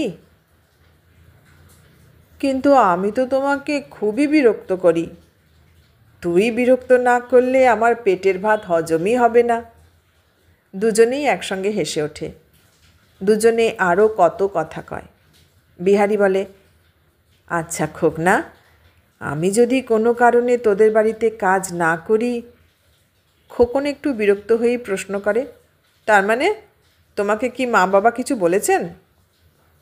না না, কেউ কিছু বলেনি। তাহলে তুমি হঠাৎ কথা বলছো কেন? কোনো কারণ নেই রে খোকনা, এমনি বললাম। হাজার হোক, মানুষের কথা কেউ কি কিছু বলতে পারে? খোকন কিছুতেই বিশ্বাস করে না, বলে, না না বিহাই কাকা, তুমি চেপে যাচ্ছ। বিহারি খোকনকে বুকের মধ্যে জড়িয়ে ধরে বলে, সত্যি বলছি, কিছু হয়নি। তবে মনে মনে নানা কথা ভাবতে ভাবতে এসব কথা প্রায়ই মনে হয়। না না বিহাই কাকা, তুমি আর এসব ভাববে না, ঠিক তো? বিহারি হাসে, বলে, ঠিক আছে খোকনা, আমি আর এসব কথা ভাবব না। বেশ চলছিল, কিন্তু হঠাৎ একদিন সব কিছু ওলটপালট হয়ে গেল। অ্যাক্সিডেন্ট। মিস্টার সরকারের টেলিফোন পেয়েই শিবানী প্রায় পাগলের মতন চিৎকার করে উঠলেন, অ্যাক্সিডেন্ট তোমার? না না, আমি গাড়িতে ছিলাম না। বিহারি? বিহারি নেই? আছে আছে, হাসপাতালে। কোথায় অ্যাক্সিডেন্ট হলো? আমার এক কলিগকে নিয়ে টিটাগড়ের কারখানায় যাবার পথে। তোমার কোন কলিগ? মিত্তির। তার কিছু হয়নি? কিভাবে অ্যাক্সিডেন্ট হলো? একটা লরি অ্যাক্সিডেন্ট করে পালাবার সময় আমার গাড়িতে এমন ধাক্কা লাগিয়েছে যে। বিহারির কোথায় লেগেছে? বোধহয় বুকের 2-3টে হাড় ভেঙেছে। আর ডান হাতটা? ডান হাত নেই? আছে, তবে বোধহয় কিছু কাটাকাটি করতে হবে। কি সর্বনাশ! যাই হোক, আমি আবার এক্ষুনি হাসপাতালে যাচ্ছি। তুমি একলা? না না, অফিসের অনেকেই হাসপাতালে আছে। কোন হাসপাতালে? আরজি করে। যাই হোক, খোকনকে কিছু বলো না, ও শুনলে। আমি হাসপাতালে আসব? এখন গিয়ে কোনো লাভ নেই। বিহারিকে অপারেশন থিয়েটারে নিয়ে গেছে। দিন 15 পরে খোকনকে রেখেই বিহারি কাঁদতে কাঁদতে বলল, খোকনা, ছুটির ঘন্টা পড়লেও যেতে পারলাম না, তোর জন্য থেকে যেতে হলো। খোকন কাঁদতে কাঁদতে বলল, বিহাই কাকা, আমার আর গাড়ি চালানো শেখা হলো না। দাদা তোমাকে শেখাবেন। না বিহাই কাকা, আমি অন্য কারুর কাছে শিখতে পারবো না। না রে খোকনা, ওই অস্টিনে চড়িয়ে তোকে আমি নার্সিং হোম থেকে এনেছিলাম, তোকে ওই গাড়ি চালাতেই হবে। না বিহাই কাকা, আমি ও গাড়ির স্টিয়ারিং টাচ করব না, কোনো দিনও না, তুমি দেখে নিও। 3 মাস কেটে গেল। হাসপাতাল থেকে ছুটি পাবার আগের দিন বিহারি মিস্টার সরকার আর শিবানীর দিকে তাকিয়ে কাঁদতে কাঁদতে বলল, আমি বাড়ি গিয়ে কি করব দাদা? বৌদি, কিভাবে সংসার চলবে? মিস্টার সরকার বললেন, অত চিন্তা করো না, সব ঠিক হয়ে যাবে। কিন্তু যার ডান হাতে 4টে আঙুল নেই সে কি কাজ করবে? শিবানী বললেন, তোমার দাদা আর চৌধুরীদা যখন আছেন তখন তুমি আর অত ভাবছ কেন? এই 3 মাস হাসপাতালে আসা যাওয়া করার জন্য বিহারীর স্ত্রী মিস্টার সরকারের সামনে একটু আধটু কথাবার্তা বলেন, বলতেই হয়, না বললে চলে না। উনি বিহারীকে বললেন, চৌধুরী সাহেব আর দাদা বৌদি যখন আছেন তখন আমিই সংসার চালিয়ে নেব, তোমাকে কিছু করতে হবে না। আমাকে জমের দুয়ার থেকে ফিরিয়ে আনতে ওরা যা করলেন তার কোনো তুলনাই হয় না। ওরা আর কত করবেন? চৌধুরীদের পুরনো গ্যারেজ আর ড্রাইভারের থাকার ঘর মেরামত হলো। সামনের দিকে ছোট মুদিখানার দোকান বিহারীলাল স্টোর্স, তার পিছনেই ওদের থাকার ব্যবস্থা। বিহারীর ছেলে সন্তোষ ক্লাস 10-এ উঠেছে। ও আগের মতনই পড়তে লাগলো। বিহারী দোকান চালায়, ওর স্ত্রী সংসার চালায় আর স্বামীকে দেখে। বিহারীর মেয়ে কালীকে শিবানী নিজের কাছে নিয়ে এলেন। মিস্টার সরকার বললেন, যাই বলো বিহারী, তোমার মেয়ে এমন কিছু কালো নয় যে ওকে কালী বলে ডাকতে হবে। দাদা, ও কালো না? না, ও শ্যামবর্ণ। বিহারী হেসে বলে, কালী যদি শ্যামবর্ণ হয় তাহলে আমি ফর্সা। কালী একটা সোনার টুকরো মেয়ে, তাই আমি ওর নাম দিয়েছি সোনালি। সোনালি? হ্যাঁ, সোনালি। স্নেহ বড় বিচিত্র সম্পদ। স্নেহ দিয়ে বনের পশুকেও বশ করা যায়, সোনালিকে তো যাবেই। সোনালি? কি জ্যাঠামণি? বড় মাকে বলে এসো আমি পরশুদিন চিড়িয়াখানা যাব। বাড়িতে ফিরতে তুমি একলা যাবে জ্যাঠামণি? আর কে যাবে? আমি আর খোকনদা যাব না? ওখানে বাঘ সিংহ আছে, তোমাদের ভয় করবে। তোমার ভয় করবে না? করবে, তবে অল্প অল্প। তোমার অল্প ভয় করবে কেন? আমি যে বড় হয়েছি। সোনালি একবার নিজেকে আপাদমস্তক দেখে বলল, আমিও বড় হয়ে গেছি। তাই নাকি? হ্যাঁ জ্যাঠামণি, আমি বড় হয়ে গেছি। কি করে বুঝলে? আমাকে মা বড় মা কেউ কোলে নিতে পারে না। সোনালি মাথা নেড়ে ছোট্ট দুটো বিনুনি দুলিয়ে বলতে লাগলো, না, পারে না। তাহলে আমার সোনালি সত্যি বড় হয়েছে। তাছাড়া আমি তো লুডো খেলাও শিখে গেছি। সত্যি? আমি মিথ্যে কথা বলি না। বড় মা বলেছে মিথ্যে কথা বললে জিভে ঘা হয়। রবিবার সবাই মিলে চিড়িয়াখানা গেলেন। বাড়ি ফেরার পথে বিহারীর ওখানে গাড়ি থামতেই সোনালি চিৎকার করল, বাবা, আমি হাতির পিঠে চড়েছি। তাই নাকি? হ্যাঁ বাবা। খোকনা, তুই চড়েছিস? তুমি এর মধ্যেই ভুলে গেলে বিহাই কাকা? তুমি আমাকে কতবার চড়িয়েছ মনে নেই? আজ চড়েছিস? চড়েছি। সোনালি দৌড়ে ভিতরে গিয়ে মাকে খবরটা দিয়েই আবার বাইরে বেরিয়ে আসে। পিছন পিছন ওর মা। মিস্টার সরকার হেসে বললেন, সোনালি বড় হয়ে গেছে, আর আমাদের চিন্তা নেই। ও বাঘ সিংহ দেখেও ভয় পায় না।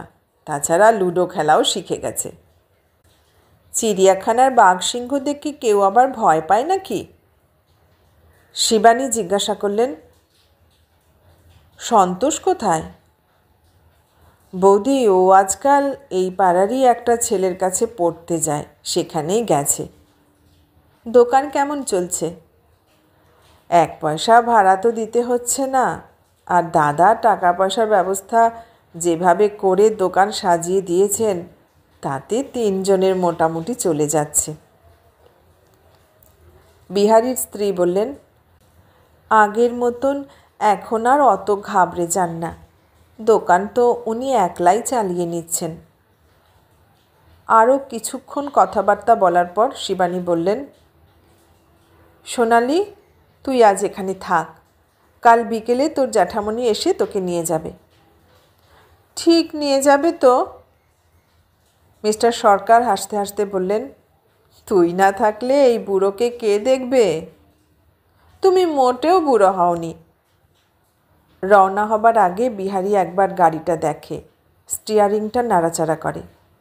তারপর বলে, বৌদি, দাদাকে যদি গাড়ি চালানো না শেখাতাম তাহলে আজ কত অসুবিধে হতো বলুন তো। দিন আরও এগিয়ে চলে। সোনালি আরও কাছে আসে, আরও আপন হয়। তারপর একদিন স্কুলে ভর্তি হয়। ভোরবেলায় যায়, 10টায় ছুটি। দুপুরে বড়মার কাছে বসে পরের দিনের পড়াশোনা করে নেয়। কখনো খোকনের সঙ্গে গল্প করে, লুডো খেলে, নয়তো ক্যারাম। খেয়াল হলে ডাইনিং টেবিলে টেবিল টেনিস। আজ সোনালির জন্মদিন। আজ স্কুলে যায়নি। ভোরবেলায় উঠে স্নান করে নতুন জামা পরে জ্যাঠামণি, বড়মা, খোকনদাকে প্রণাম করে, আশীর্বাদ নেয়। তারপর অফিস যাওয়ার সময় মিস্টার সরকার ওকে বাবা মার কাছে পৌঁছে দেন। পরের দিন সকালে সন্তোষ পৌঁছে দিয়ে যায়। দিনগুলো বেশ কেটে যায়। দেখতে দেখতে বছরের পর বছর পার হয়। জানালায় দাঁড়িয়ে দূর থেকে মিস্টার সরকারের গাড়ি দেখেই সোনালি দৌড়ে রান্নাঘরে গিয়ে কেটলি গ্যাসে চড়িয়ে দেয়। তারপর উনি গলিটা পার হয়ে বাড়ির সামনে গাড়ি থামতে না থামতেই সোনালি গ্যাস বন্ধ করে কেটলির মধ্যে চা ফেলে দেয়। উনি ঘরে বসতে না বসতেই সোনালি ট্রেতে 2 কাপ চা আর 4টে বিস্কুট নিয়ে ঢোকে। শিবানী চা বিস্কুট নামিয়ে সেন্টার টেবিলে রাখতে রাখতে বলেন, আমার মেয়ে তোমাকে কী রকম ভালোবাসে? মিস্টার সরকার সোনালিকে কাছে টেনে নিয়ে জিজ্ঞাসা করেন, তুই আমাকে সত্যি ভালোবাসিস? সোনালি একটু হেসে মাথা নাড়ে। আমি তোকে একটুও ভালোবাসি না। সোনালি বেশ গম্ভীর হয়ে বলল, জ্যাঠামণি, তুমি মিথ্যে কথা বললে জিভে ঘা হবে আর বড়মা খুব রাগ করবে। আমি মিথ্যে কথা বলছি না, আমি সত্যি তোকে একটুও ভালোবাসি না। ভালো না বাসলে আমার ছবি অত বড় করে শোবার ঘরে ঝুলিয়ে রেখেছ কেন? সোনালির কথায় ওরা দুজনেই হাসেন। সোনালি ভিতরে চলে যাবার পর শিবানী বললেন, সোনালি সত্যি তোমাকে খুব ভালোবাসে। তোমার আসার সময় হলে ও যেভাবে জানালায় দাঁড়িয়ে হাঁ করে রাস্তার দিকে তাকিয়ে থাকে তা দেখে আমিই অবাক হয়ে যাই। মিস্টার সরকার চায়ের কাপে চুমুক দিয়ে বললেন, তা ঠিক, আমার সব কিছু খুঁটিনাটি ব্যাপারেও ওর নজর আছে। শিবানী হেসে বললেন, আজ স্কুল থেকে ফিরে আমাকে কি বলেছে জানো? কি বলেছে? বড়মা, একটা লোকের পায়ে খুব সুন্দর একটা জুতো দেখলাম। জ্যাঠামণিকে ওই রকম জুতো কিনে দেবে? ওই রকম জুতো পরলে জ্যাঠামণিকে খুব সুন্দর দেখাবে। মিস্টার সরকার হাসেন। শিবানী চা খেতে খেতে বলেন, সেদিন ঢাকুরিয়ায় দাদাকে লখনৌ চিকনের পাঞ্জাবি পরতে দেখেই মেয়ে বলল, বড়মা, জ্যাঠামণিকে ওই রকম পাঞ্জাবি তৈরি করে দাও। তাই বুঝি তুমি লখনৌ চিকনের পাঞ্জাবি কিনে আনলে? কি করব? সোনালি এমন করে ধরল যে পাঞ্জাবি না কিনে পারলাম না। আজকাল আর খোকনের সঙ্গে ঝগড়া করে না। না, আজকাল আর ঝগড়া হয় না। একটু বেশি তর্ক হলেই আমার কাছে ছুটে আসে। বাড়িতে একমাত্র ছেলে বা মেয়ে সবসময় একটু বেশি আদুরে, একটু খামখেয়ালি হয়। সোনালি এলে সেদিক থেকে খোকনের উপকারই হবে। প্রথম প্রথম খোকনের মধ্যে একটু দ্বিধা ছিল। দ্বিধা মানে ও ভাবতো ড্রাইভার বিহারির মেয়ে, কিন্তু সে ভাবটা আস্তে আস্তে চলে গেছে। এখন ওকে ঠিক নিজের বোনের মতনই ভালোবাসে। দরজার ওপাশ থেকে সোনালি বলল, জ্যাঠামণি অফিসের জামা কাপড় ছাড়বে না? ওর কথায় ওরা দুজনেই হাসেন। মিস্টার সরকার ওকে ডাকেন, সোনালি শুনে যা। সোনালি ঘরে ঢুকে বলে, কি বলছো জ্যাঠামণি? সোনালিকে কোলে বসিয়ে মিস্টার সরকার বললেন, এত খিদে লেগেছে যে উঠতে পারছি না। আজ লাঞ্চের সময় কিছু খাওনি? না রে। কেন? এত কাজে ব্যস্ত ছিলাম যে কিছুতেই উঠতে পারলাম না। তারপরেও কিছু খেতে পারলে না? মিস্টার সরকার ঠোঁট উল্টে বললেন, লাঞ্চের পর কি আর সময় হয়? তাই বলে কি না খেয়ে কেউ কাজ করে নাকি? সোনালি উঠে দাঁড়িয়ে ওর হাত ধরে টানতে টানতে বলে, আর বকবক না করে এবার উঠে পড়ো। মিস্টার সরকার সোনালিকে কোলে তুলে নিয়ে বলেন, আমাদের সোনালি বেড়াতে যাবে মানালি, করে না হেয়ালি, আছে একটু খামখেয়ালি। একগাল হাসি হেসে সোনালি বলল, দেখলে বড় মা, জ্যাঠামণি কী সুন্দর কবিতা বানালো। শিবানী হেসে বলল, তোর জ্যাঠামণি রবি ঠাকুর হয়ে গেছে। না না বড় মা, ঠাট্টার কথা নয়, সত্যি কবিতাটি খুব সুন্দর হয়েছে। মিস্টার সরকার হাসতে হাসতে বললেন, তোকে একটুও ভালোবাসি না বলেই তো কবিতাটা ভালো হলো। তুমি আমাকে ভালোবাসো না? সোনালি মিটমিট করে হাসতে হাসতে জিজ্ঞাসা করল। মিস্টার সরকার মাথা নেড়ে বললেন, না।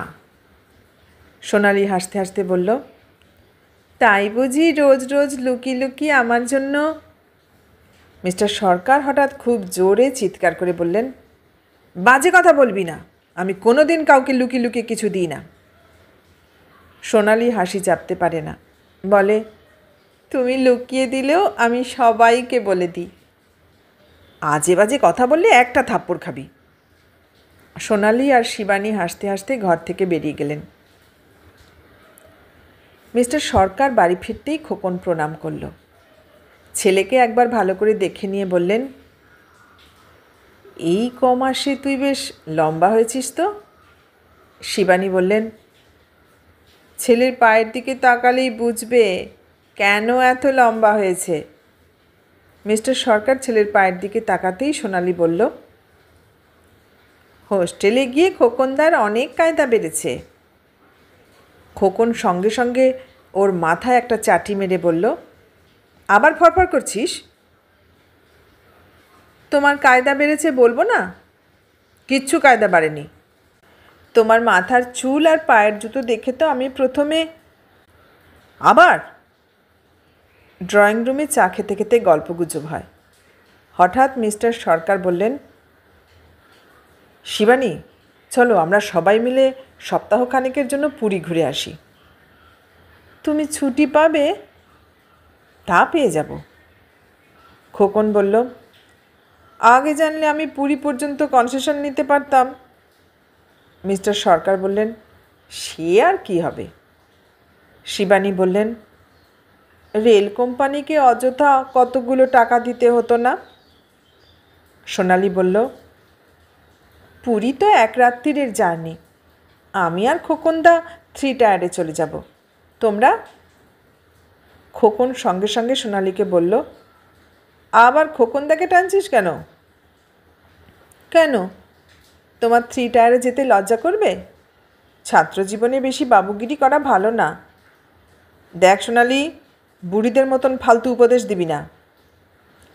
মিস্টার সরকার বললেন, খোকন, সোনালি কিছু অন্যায় বলেনি। আমি তোমাদের ফার্স্ট ক্লাসে নিয়ে যেতে পারি ঠিকই, কিন্তু 10-12 ঘন্টা জার্নির জন্য অযথা এক গাদা টাকা ব্যয় করার কোনো দরকার আছে কি?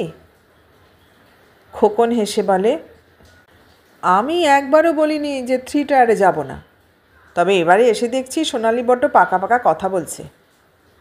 এতক্ষণ পরে শিবানী বললেন, তুই ভুলে যাস না খোকন, সোনালি ক্রমশ বড় হচ্ছে। খোকন সোনালির দিকে তাকিয়ে বলল, শাড়ি পরেই তোর মাথাটা গেছে। পরের দিন দুপুরে মিস্টার সরকার টেলিফোনের টিকিট হয়ে যাবার খবর দিতেই বাড়িতে উত্তেজনার ঢেউ বয়ে গেল। শিবানী বললেন, সোনালি, কাল সুটকেস টুটকেস গুছিয়ে ফেলতে হবে। আচ্ছা। দুপুরে খাওয়া দাওয়ার পর শিবানী একটু বিশ্রাম নিতে গেলেন।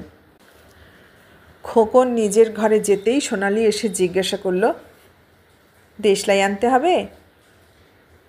দেশলাই আছে, অ্যাস্ট্রেটা নিয়ে আয়। সোনালি ড্রয়িং রুম থেকে অ্যাস্ট্রে আনতেই খোকন সিগারেট ধরালো। সিগারেটে একটা টান দিয়েই জিজ্ঞাসা করল, সোনালি, পুরী তোর কেমন লাগে রে? সমুদ্র বা পাহাড় কারুর খারাপ লাগে নাকি? পুরী আমার তত ভালো লাগে না। কেন? ওখানে ভোরবেলা আর সন্ধ্যাবেলায় ছাড়া তো বেড়াবার উপায় নেই। তা ঠিক, রোদ্দুর উঠলে আর সমুদ্রের ধারে যাওয়া যায় না। তাছাড়া পুরীতে তো আর কোথাও বেড়াবার জায়গা নেই। জগন্নাথের মন্দির, মন্দিরে কি লোক সারাদিন পড়ে থাকবে? তাহলে অন্য কোথাও যাবার কথা তুমি জ্যাঠামণিকে বললে না কেন? ধারে কাছে আর যাবার জায়গা কোথায়? তাছাড়া বাবা মার পুরী খুব ভালো লাগে। পুরী তোমার একেবারেই ভালো লাগে না? পুরীর সমুদ্রে চান করতে খুব ভালো লাগে। 2-1 মিনিট পরে খোকন জিজ্ঞাসা করল, সমুদ্রে চান করতে তোর কেমন লাগে? ভালো, তবে এবার আর করব না। কেন? এখন ওই অত লোকের সামনে চান করা যায়? লজ্জা করবে না? খোকন সিগারেট টানতে গিয়েও পারে না, হাসে। হাসছো কেন? তোর কথা শুনে। এমন কি হাসির কথা বললাম? তুই এমনই বড় হয়ে গেছিস যে পুরীর সমুদ্রে আর চান করতেই পারবি না। গায়ে অত কাপড় গামছা জড়িয়ে চান করতে বিরক্ত লাগে। তুই তাহলে সত্যি বড় হয়েছিস। ভুলে যেও না, আমি সামনের বার হায়ার সেকেন্ডারি দেব। খোকন সিগারেট টানতে গিয়েও মাথা নেড়ে জানায় সে ভুলে যায়নি। তাছাড়া জানো, আমাদের ক্লাসের 2 মেয়ের বিয়ে হয়ে গেছে। চোখ দুটো বড় বড় করে খোকন বলে, সত্যি? বড় মাকে জিজ্ঞাসা করো। তোদের ক্লাসের মেয়েরা বিয়ের কি বোঝে? আমাদের ক্লাসেও অনেক পাকা পাকা মেয়ে আছে। শিউলিটা তো ভীষণ বদ হয়ে গেছে। বদ হয়েছে মানে? সুকুমার বলে একটা লোফার ছেলের সঙ্গে ওর খুব ভাব, যেখানে সেখানে ঘুরে বেড়ায়। তুই কি করে জানলি? অনেক বন্ধুরা দেখেছে। তাছাড়া 2জন দিদিমণি দেখে ওকে খুব বকাবকি করেছেন। তাহলে তোর বন্ধুরাও ওস্তাদ হয়ে উঠেছে? একটু চুপ করে থাকার পর সোনালি চাপা হাসি হাসতে হাসতে বলল, আমার এক বন্ধুর তোমাকে খুব ভালো লাগে। সত্যি? তুমি বড় মাকে বলো না। বলবো না, কিন্তু মেয়েটা কে? মায়া। সে আমাকে দেখলো কোথায়? ও তো 2-3 দিন পর পরই আমার কাছে আসে। আজ সকালেও তো এসেছিল। ওই মায়া? হ্যাঁ। বিয়ে করবে?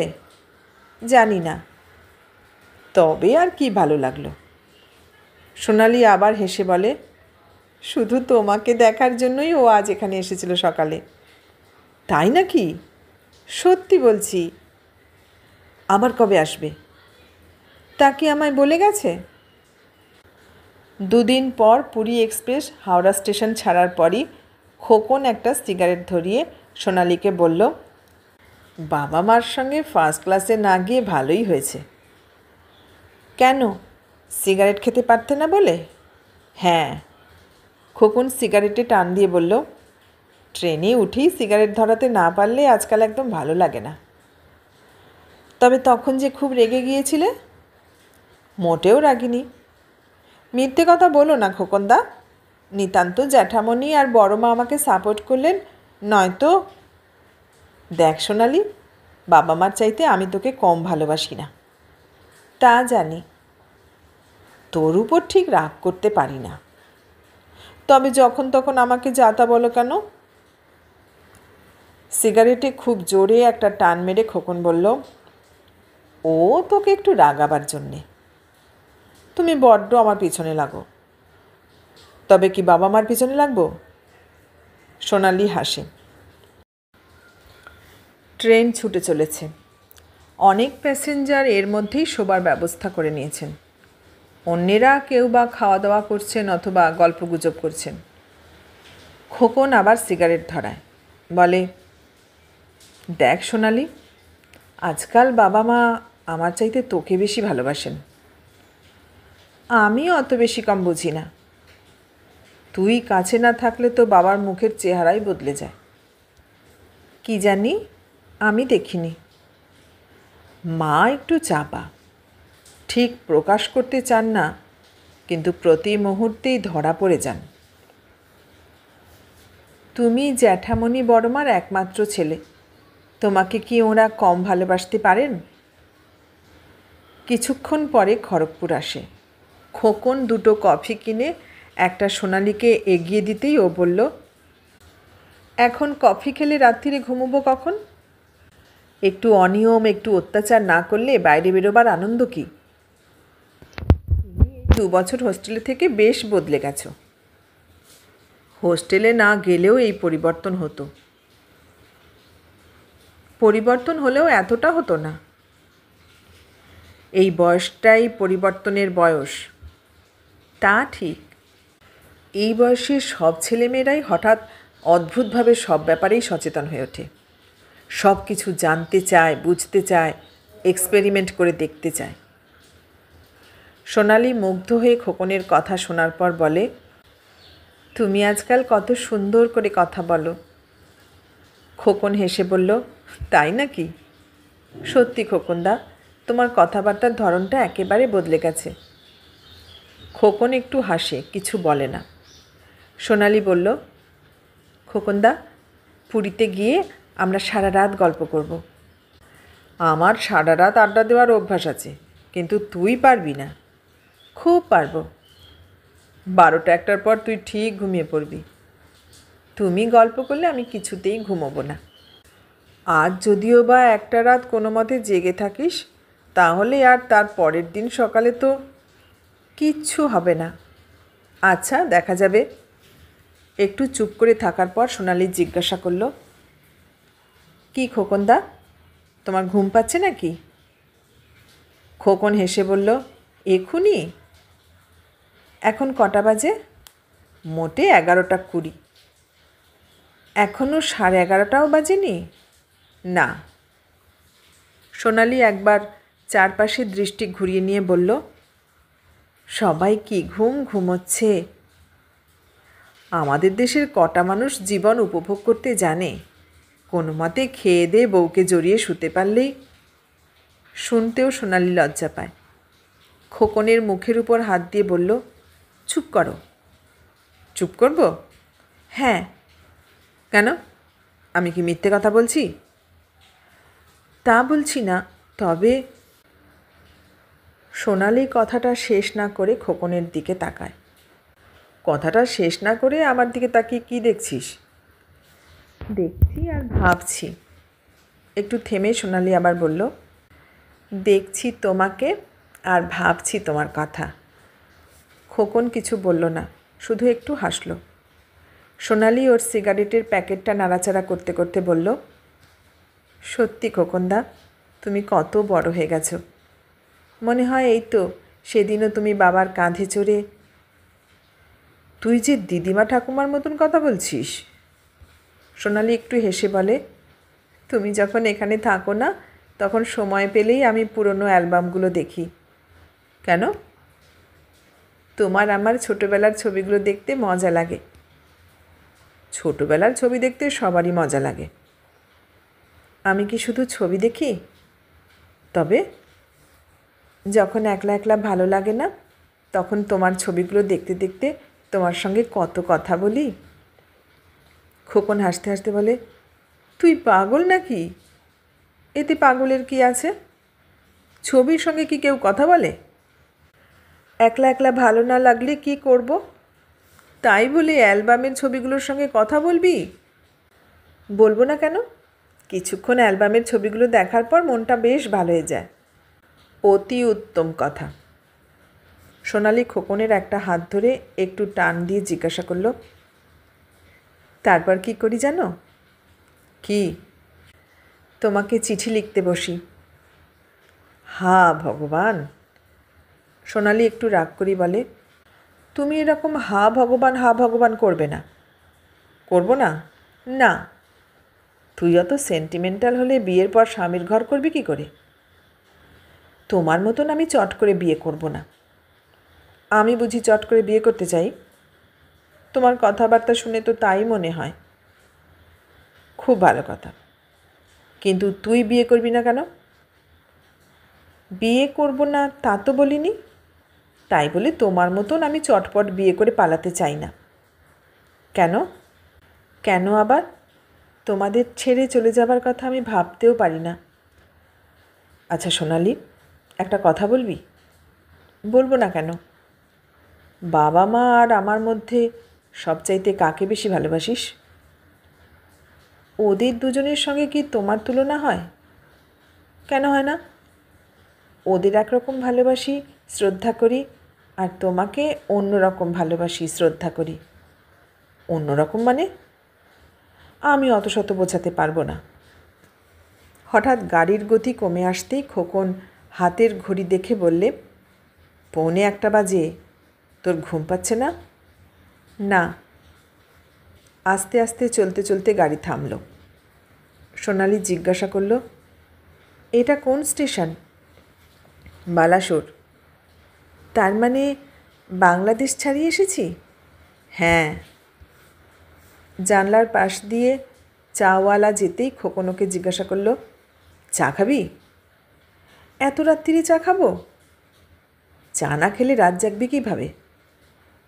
চায়ে চুমুক দিতেই সোনালি বলল, আমি বোধহয় জীবনে এত রাত্রে আর চা খাইনি। জীবনে এতকাল যা করিসনি, এখন তো তাই করার বয়স আসছে।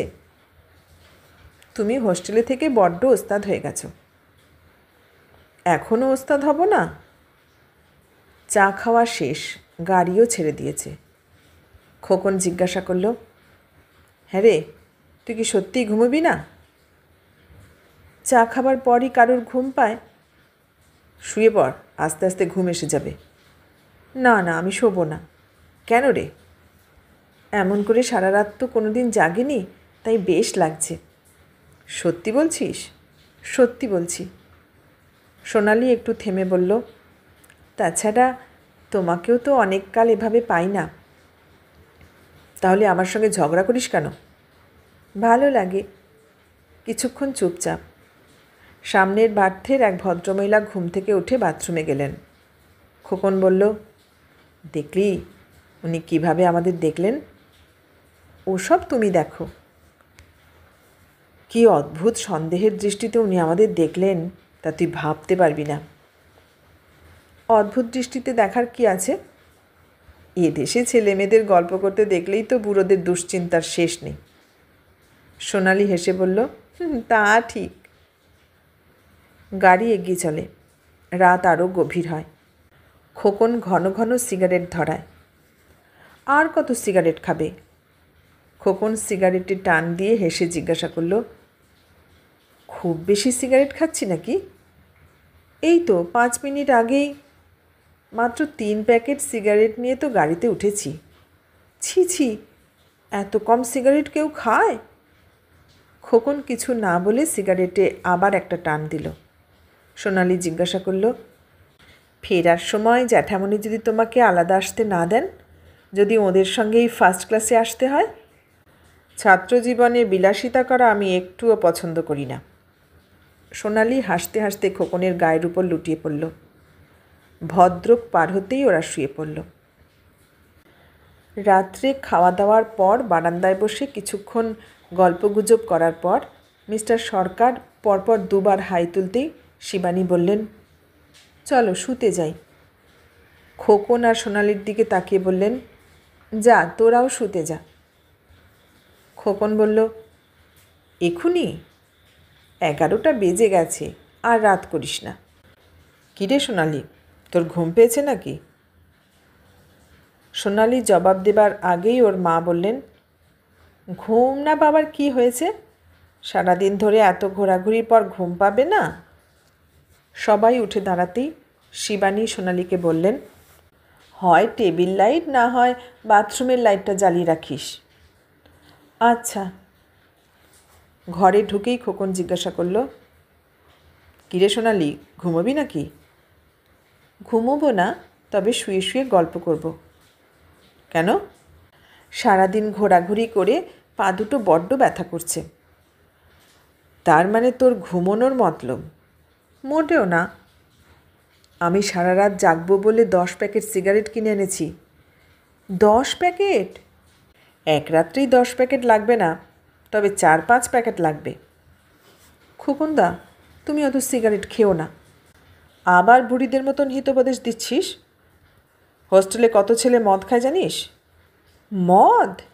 হ্যাঁ, মদ, হুইস্কি, রাম। মদের নাম রাম? সোনালি হাসতে হাসতে প্রশ্ন করে। হাসছিস কি রে? মদের নাম রাম শুনলেও হাসবো না? সোনালির বিছানায় পাশাপাশি বসেই ওরা চাপা গলায় কথা বলে। খোকন বলল, আমাদের হোস্টেলে মদ খাবার কথা কিভাবে বলা হয় জানিস? কিভাবে? বলা হয়, আজ কত নম্বর ঘরে রাম নাম? সোনালি শুনে হাসে, তারপর জিজ্ঞাসা করে, তুমি কোনো দিন খেয়েছো নাকি? খাইনি, তবে অনেকেই জোর জুলুম করে। না না, তুমি কখনো খাবে না। জ্যাঠামণি বড়মা জানতে পারলে ভীষণ কেলেঙ্কারি হয়ে যাবে।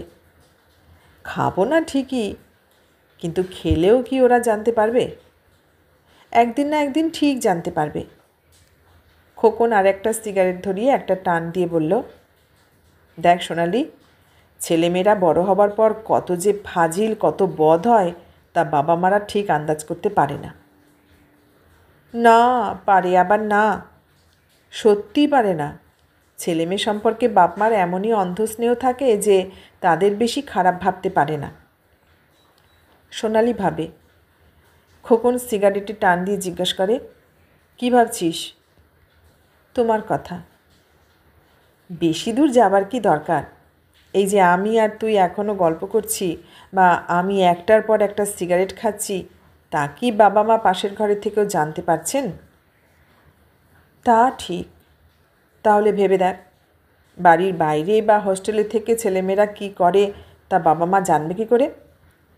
ঠিক বলেছ। সোনালি আবার কি যেন ভাবে, তারপর খোকনের একটা হাত ধরে বলে, তুমি আমার একটা কথা রাখবে খোকনদা? কী কথা? আগে বলো, রাখবে কি না? না জেনে কি করে বলবো? অসম্ভব কিছু বলবো না। তাহলে নিশ্চয়ই রাখবো। ঠিক। আগে থেকে প্রতিজ্ঞা না করিয়ে কি কথা রাখতে হবে সেটা তো বল। তুমি অন্য ছেলেদের মতন খারাপ হবে না। খোকন হেসে বলে, খারাপ হব না মানে?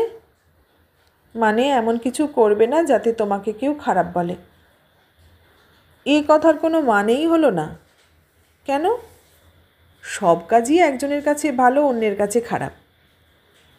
তবুও মাঝামাঝি একটা কিছু তো আছে, সেটাও এক একজনের কাছে এক এক রকম। সোনালি খোকনকে একটা ধাক্কা দিয়ে বলে, তুমি বড্ড তর্ক করো। খোকন হেসে বলে, আচ্ছা, তর্ক করব না, কিন্তু তুই কি করতে বারণ করছিস তা তো বলবি। বলছি যে তুমি বন্ধুদের পাল্লায় পড়ে কোনো দিন মদ টদ খাবে না।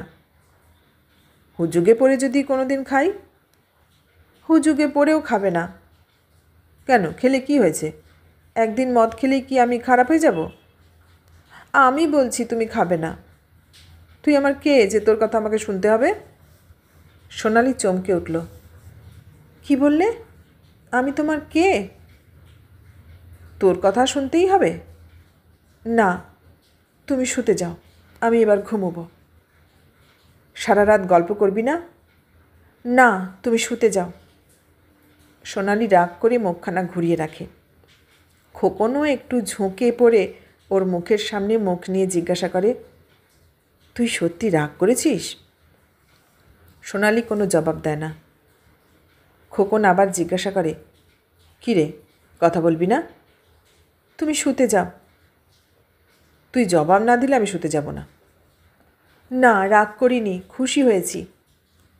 খোকন হাসে। সোনালি রেগে যায়, বলে, আর দাঁত বের করে হাসতে হবে না। হাসবো না? নিজের বিছানায় গিয়ে যা ইচ্ছে করো, এবার আমি শোবো। সত্যি শুবি? হ্যাঁ। 2-1 মিনিট চুপ করে থাকার পর খোকন নিজের বিছানায় চলে গেল। হঠাৎ খোকনের ঘুম ভেঙে গেল। প্রথমে ঠিক বুঝতে পারল না, বেশ কিছুক্ষণ পরে বুঝল কেউ কাঁদছে। এত রাত্রে কোথায় কে কাঁদছে তা ভেবে পেল না। আরও ভালো করে কান পেতে শুনল। খোকন চমকে উঠল। সোনালি কাঁদছে। তাড়াতাড়ি উঠে ওর কাছে যেতেই কান্নার শব্দ আরও স্পষ্ট হলো। খোকন ডাকল, সোনালি? কোনো জবাব নেই। আবার ডাকল, সোনালি কাঁদছিস কেন, কী হয়েছে? সোনালি কোনো জবাব দেয় না, দিতে পারে না। উপুর হয়ে শুয়ে আগের মতনই কাঁদে। সোনালি, তোর শরীর খারাপ লাগছে? মাকে ডাকবো? কাঁদতে কাঁদতেই ও জবাব দিল, না, তুমি শুতে যাও। এবার খোকন ওর পাশে বসে মাথার উপর হাত রেখে বলল, তুই কাঁদছিস আর আমি শুয়ে থাকব? আমি তোমার কে যে আমার কান্নার জন্য তোমাকে জেগে থাকতে হবে? এতক্ষণে ওর কান্নার কারণ বুঝতে পেরে খোকন হাসতে হাসতে বলল, হা ভগবান, তুই আমার ওই কথার জন্য কাঁদছিস? ছি ছি খোকনদা, তুমি ও কথা বললে কেমন করে? এতকাল পরে তুমি জানতে চাইলে আমি তোমার কে?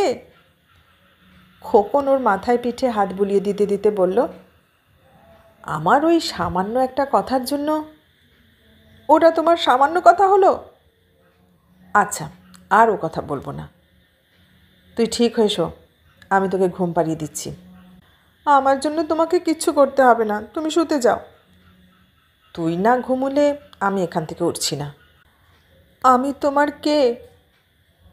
খোকন ঝুঁকে পড়ে ওর মুখের পর মুখ রেখে কানে কানে বলল, তুই আমার সোনা, সোনালি। সোনালি মুখ তুলেই বলল, এখন আর গরু মেরে জুতো দান করতে হবে না। গরু মেরে জুতো দান করছি নাকি? এর আগে যা তা বলে এখন আর সোনার সোনালি বলে ভোলাতে হবে না। সত্যি বলছি, তোকে ভোলাবার জন্য বলিনি। তোকে আমি কত ভালোবাসি তা জানিস না? হাতের বুড়ো আঙুল দেখিয়ে বলল, ঘন্টা ভালোবাসো। না রে সোনালি, তোকে আমি সত্যি খুব ভালোবাসি। মা কালীর নামে দিব্যি করে বলো। আমি মা কালীর নাম করে বলছি, তোকে আমি ভালোবাসি। সোনালি আর পারে না। এক মুহূর্তে কান্না থেমে যায়, অভিমান চলে যায়। হঠাৎ দুহাত দিয়ে খোকনের কোমর জড়িয়ে ধরে ওর পায়ের উপর মাথা রেখে বলে, যেমন তুমি আমাকে দুঃখ দিয়েছ তেমন তুমি সারা রাত এইভাবে বসে থাকবে। আমি তোমার কোলে মাথা রেখে ঘুমোবো। খোকন একটু অস্বস্তি বোধ করে, কিন্তু বলতে পারে না। ওর মাথায় হাত বুলিয়ে দিতে দিতে বলে, এইভাবে সারা রাত বসে থাকা যায় পাগলি? আমি কিছু জানি না। তুই ঠিক হয়ে বালিশে মাথা রেখে শুয়ে পড়, আমি তোকে ঘুম পাড়িয়ে দিচ্ছি। সোনালি আরও জোরে ওকে আঁকড়ে ধরে বলে, তোমাকে আমি ছাড়ছি না, ঠিক এইভাবে বসে থাকতে হবে। এইভাবে কি বেশিক্ষণ বসে থাকা যায়? আমি জানি না। তুই জানিস না? না। খোকন কিছু বলে না, চুপ করে বসে বসে ওর মাথায় হাত বুলিয়ে দেয়। বেশ কিছুক্ষণ কেটে গেল, বোধহয় 0.5 ঘন্টা 45 মিনিট। সোনালি মুখ তুলে খোকনের মুখের দিকে তাকিয়ে একটু হেসে বলল, কেমন জব্দ? সোনালি, পাটা ব্যথা হয়ে গেছে। হোক। ওর কথায় খোকন না হেসে পারে না, বলে, সত্যি রে, বড্ড ব্যথা করছে। তোমার কথায় আমার আরও অনেক বেশি ব্যথা লেগেছিল। সোনালি, তুই বালিশে মাথা রাখ, আমি একটু হেলান দিয়ে বসি। তারপর তুমি পালিয়ে যাবে? সত্যি পালাবো না। ঠিক? আমি বলছি তো পালাবো না।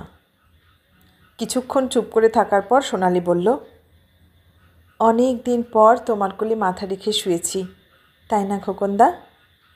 হ্যাঁ, অনেক দিন পর। আগে আমরা একসঙ্গে শুয়ে কত রাত পর্যন্ত গল্প করতাম, আর বড় মা ঘরে ঢুকলে আমরা ঘুমের ভান করতাম, তাই না? সত্যি, সেসব দিনগুলোর কথা ভাবলে ভারী মজা লাগে। আচ্ছা খোকনদা, হোস্টেলে থাকার সময় আমার কথা তোমার মনে পড়ে? কেন মনে পড়বে না? কী মনে পড়ে? অনেক কিছু। অনেক কিছু মানে? অনেক কিছু মানে সব কিছু। আমাদের হাসি ঠাট্টা, ঝগড়া, মারামারি। আমি তো মাঝে মাঝে লুকিয়ে লুকিয়ে তোমার জন্য কাঁদি। কেন? কেন আবার? একলা একলা ভালো লাগে না বলে? তাহলে আমি এলে ঝগড়া করিস কেন? আমি মোটেও ঝগড়া করি না। আবার একটু চুপচাপ।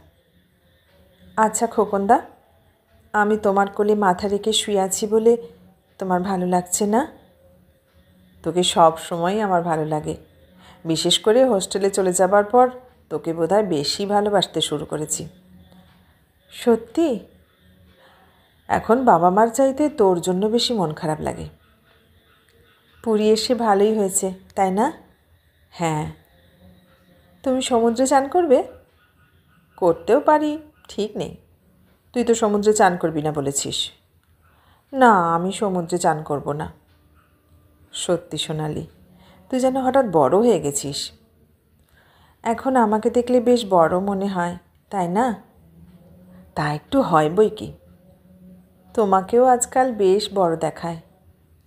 সোনালি একবার ওর দিকে তাকিয়ে বলল, আজকাল তোমাকে যে দেখে সেই ভালো বলে। তুই ঠিক উল্টো কথা বললি। মেয়েরা বড় হলে ভালো দেখায়, ছেলেরা না। আমি ঠিকই বলেছি। আমি বড় হয়েছি, কিন্তু আমি যেরকম ছিলাম সেই রকমই আছি, একটুও বদলাইনি। অনেক বদলে গেছিস। কি বদলেছি? খোকন হেসে বলল, সে কথা আমি বলতে পারবো না। কেন? কেন আবার বলতে নেই। সোনালি আর প্রশ্ন করে না, চুপ করে থাকে, ভাবে। খোকনদা, আমার ভীষণ ঘুম পাচ্ছে। ঘুমও? সোনালি খোকনের হাত দুটো চেপে ধরেছিল। আস্তে আস্তে ওর হাত দুটো আলগা হয়ে গেল। সোনালি ঘুমিয়ে পড়ল। হঠাৎ সোনালির ঘুম ভেঙে গেল। খোকন তখনও ওইভাবে পাশে বসে আছে। কটা বাজে খোকনদা? আবছা আলোয় খোকন হাতের ঘড়িটা ভালো করে দেখে বলল, 4:15। এ রাম, তোমাকে সারা রাত জাগিয়ে রাখলাম। তুমি এখানেই শুয়ে পড়ো, আমি তোমাকে ঘুম পাড়িয়ে দিচ্ছি। আমি আমার বিছানায় যাই। এখানেই শো। চিরকাল তো এক বিছানায় শুয়ে মারামারি করেছি, এখন এত লজ্জা কেন? খোকন শুয়ে পড়ল, কিন্তু এতকাল পরে সোনালির পাশে শুয়েই ওর সারা শরীরের মধ্যে দিয়ে একটা বিদ্যুৎ তরঙ্গ বয়ে গেল।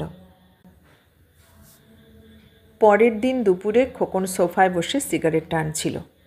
সোনালি বিছানার উপর বসে ভাজা মশলা চিবুতে চিবুতে বলল, কাল রাত্রে তোমাকে খুব কষ্ট দিয়েছি, তাই না খোকনদা? কষ্ট দিয়েছিস নাকি? 1 সেকেন্ডের মধ্যে তুমি ঘুমিয়ে পড়লে দেখে আমার এত কষ্ট লাগছিল যে কি বলবো। তুইও তো সঙ্গে সঙ্গে ঘুমিয়ে পড়লি। মোটেও না, আমি আর ঘুমোইনি। বাজে বকিস না। সত্যি বলছি, আর ঘুম এলো না। কেন? সোনালি একটু হেসে বলল, তুমি এমন ক্লান্ত অসহায় হয়ে আমাকে জড়িয়ে শুয়েছিলে যে আমি তোমাকে ছেড়ে উঠতেও পারলাম না, ঘুমোতেও পারলাম না। বানিয়ে বানিয়ে আজে বাজে কথা বলবি না। সত্যি খোকনদা, তুমি ঠিক ছোটোবেলার মতন, এই বুড়ো বয়সে ছোটোবেলার মতন। আজ্ঞে হ্যাঁ। খোকন মনে মনে একটু লজ্জা পায়।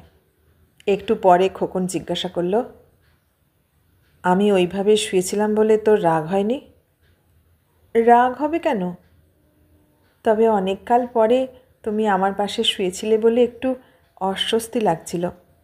অস্বস্তি মানে? তোমার হাতটাত কত ভারী, কত মোটা হয়ে গেছে। খোকন হাসে।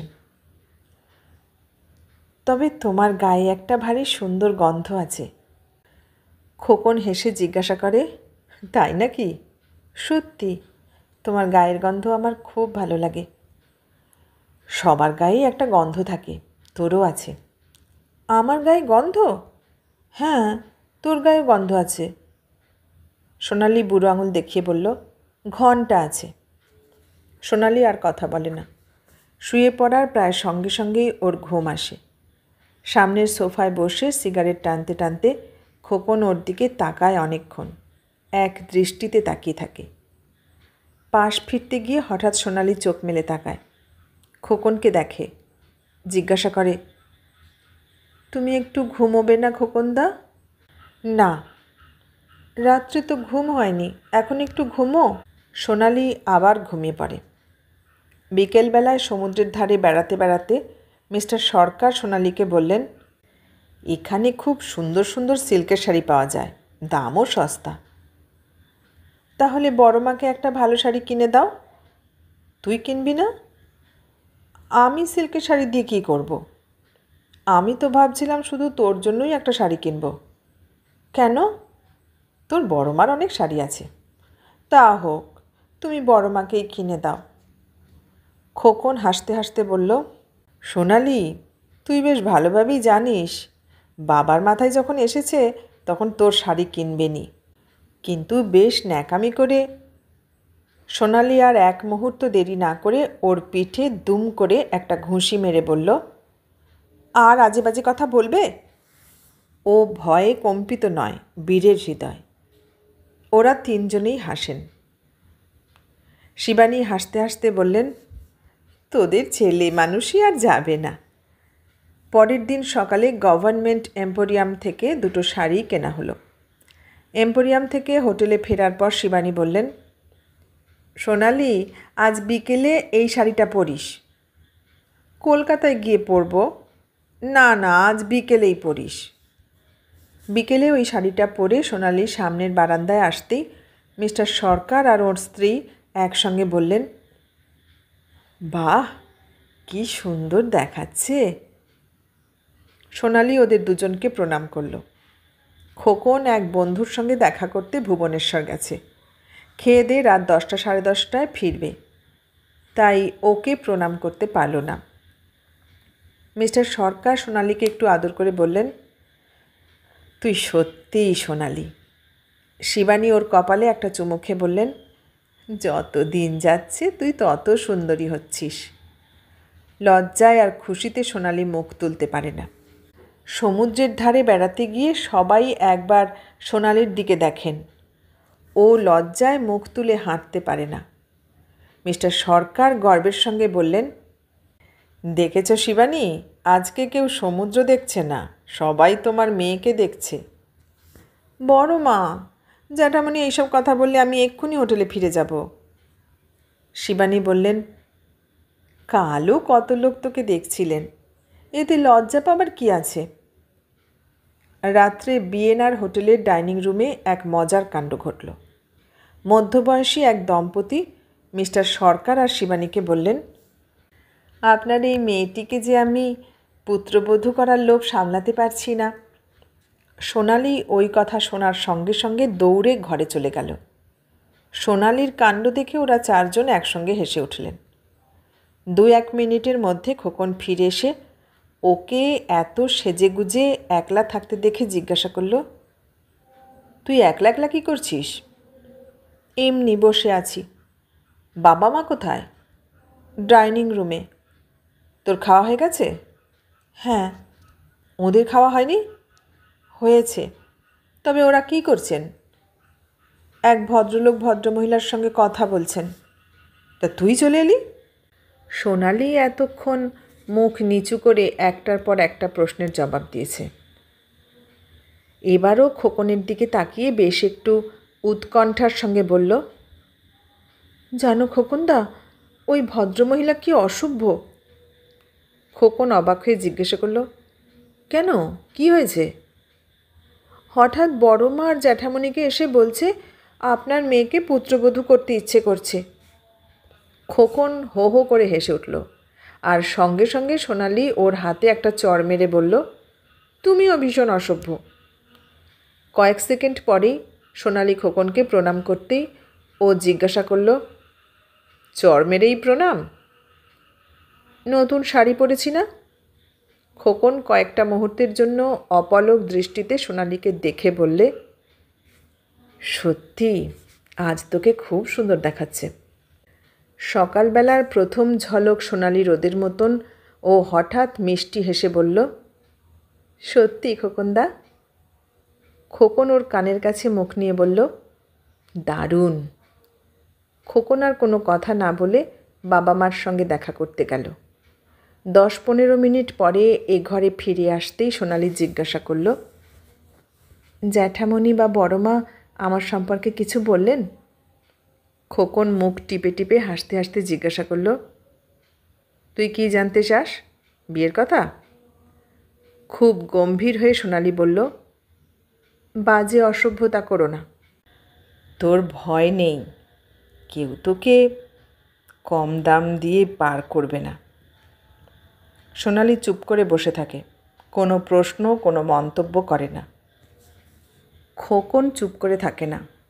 আস্তে আস্তে সোনালির মাথায় হাত বুলিয়ে দিতে দিতে বলে, তোর বিয়ে দিতে হবে ঠিকই, কিন্তু বাবা মা তোকে ছেড়ে থাকার কথা ভাবতেই পারেন না। সোনালি এবারও কিছু বলে না।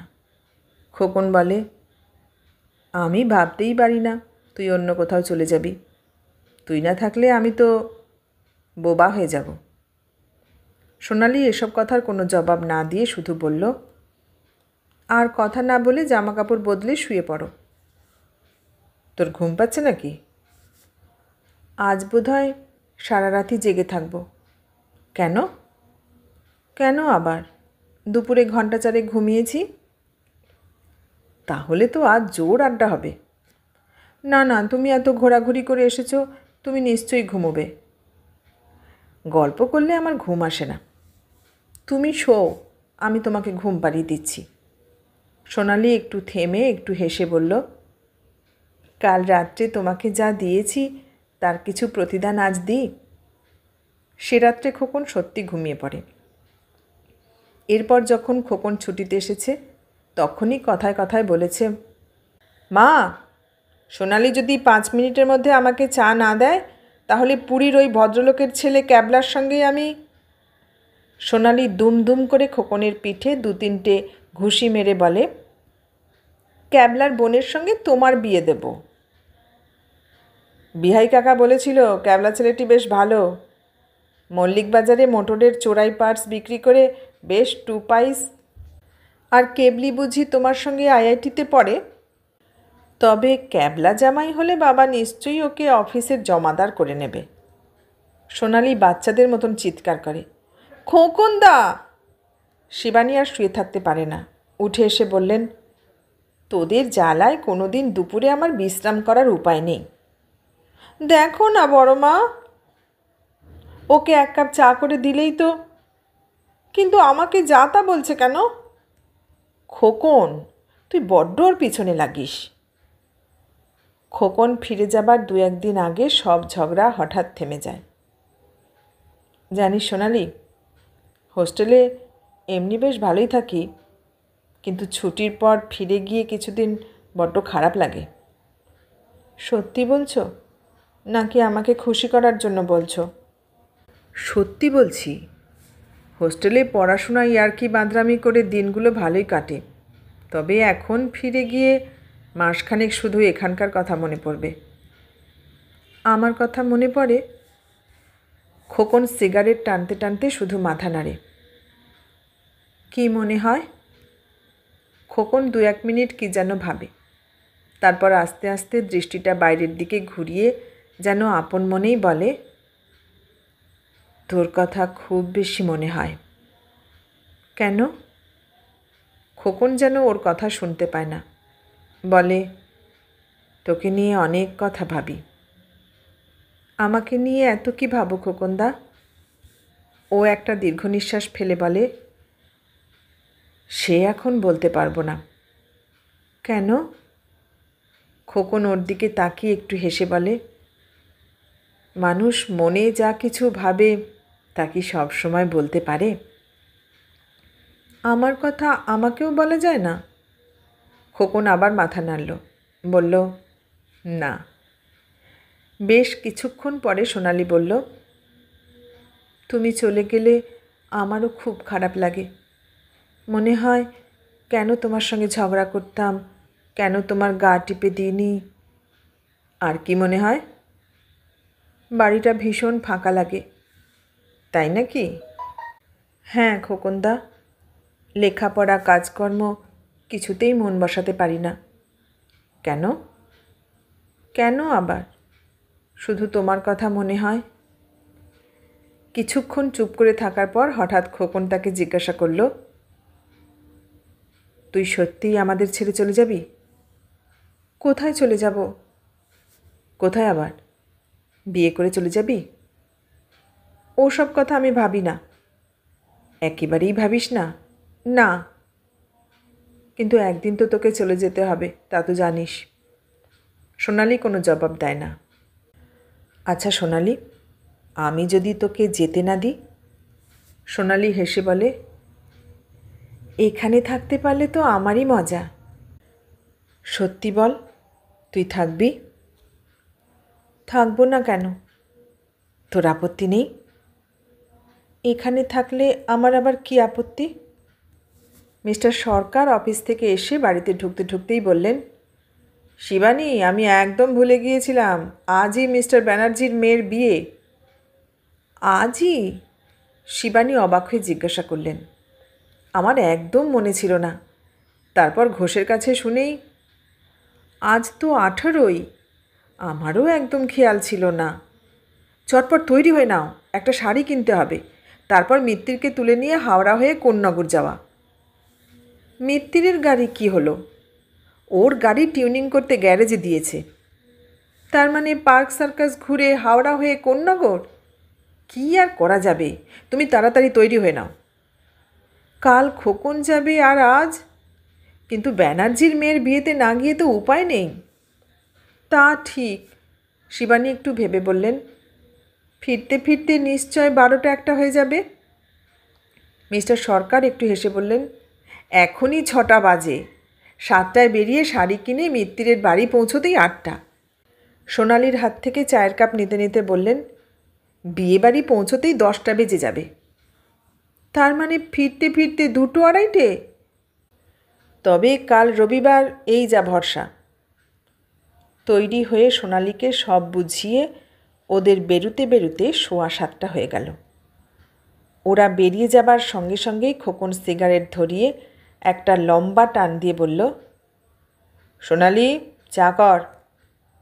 ও হাসতে হাসতে বলল, জ্যাঠামণি বড়মা বেরুবার সঙ্গে সঙ্গেই বুঝি তোমার বাঁদরামি শুরু হলো?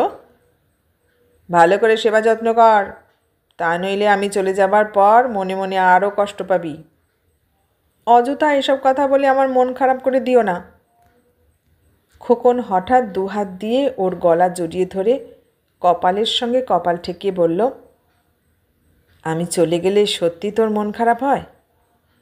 না হবার কি আছে? তুই আমাকে ভালোবাসিস? তুমি জানো না? না। বুঝতে পারো না? খোকন অদ্ভুতভাবে ওর দিকে তাকিয়ে শুধু মাথা নাড়ল। তাহলে তোমার জেনে কাজ নেই। তুই বল না, আমাকে ভালোবাসিস কি না? ভালোবাসবো না কেন? কী রকম ভালোবাসিস? সোনালি মাথা দুলিয়ে বলল, আমি অত জানি না। জানিস না? না। সোনালি ওর হাত দুটো টেনে বলল, হাত খোলো, চা করব। চা করতে হবে না। 1 মিনিট আগেই বললে চা কর, আবার? আগে আমাকে একটু আদর কর। অসভ্যতা করো না, তুমি হাত খোলো। আগে আমাকে একটু আদর কর, তা না হলে আমি হাত খুলছি না। অসভ্যতা করো না খোকনদা, তুমি আমাকে ছেড়ে দাও, আমার অনেক কাজ আছে। একটু আদর না করলে আমি ছাড়ছি না। আমি আদর করতে জানি না। জানিস না? না। আমাকে আদর করতে ইচ্ছে করে না? বাজে বকবে না। তুমি এই 5 বছর হোস্টেলে থেকে অত্যন্ত অসভ্য হয়ে গেছো। তাই নাকি? আজ্ঞে হ্যাঁ। তুমি কি ভেবেছো আমি কিছুই বুঝি না? আমিও 2 দিন পর বিয়ে পরীক্ষা দেব। আমি কি অসভ্যতা করলাম? সব বলা যায় না। এমন অসভ্যতা করেছি যে বলাই যায় না? তোমাদের মতন হোস্টেলের ছেলেদের কাছে এসব অসভ্যতা না হলেও কী সব অসভ্যতা? বলেছি তো আমি সব কিছু খুলে বলতে পারবো না, তুমি আমাকে ছেড়ে দাও। খোকন একটু হেসে ওকে ছেড়ে দিল। বলল, তুই ঠাট্টাই আর কেউ বুঝিস না, সব ব্যাপারেই তুই বড্ড সিরিয়াস। সোনালি ড্রয়িং রুম থেকে বেরুতে বেরুতে বলল, এই ধরনের ঠাট্টাই আর কি তুমি আমার সঙ্গে করবে না। আচ্ছা তুই চা কর। পারবো না। চা খাওয়াবি না?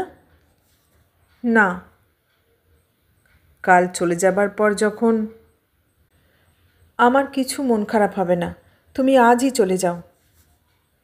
কিন্তু আমার যে ভীষণ চা খেতে ইচ্ছে করছে।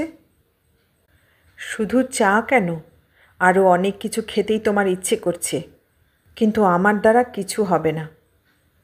চা খাওয়াবি না? তুমি আমার সঙ্গে বকবক করো না। সোনালি এবার আপন মনেই বলে, 1000 কাপ চা খাইয়েও তোমার মন ভরবে না। একটু আগেই তোমার যে মূর্তি দেখেছি তাতে আমার আর কিছু বুঝতে বাকি নেই। খোকন ওর কথার কোনো জবাব না দিয়ে নিজের ঘরে গেল।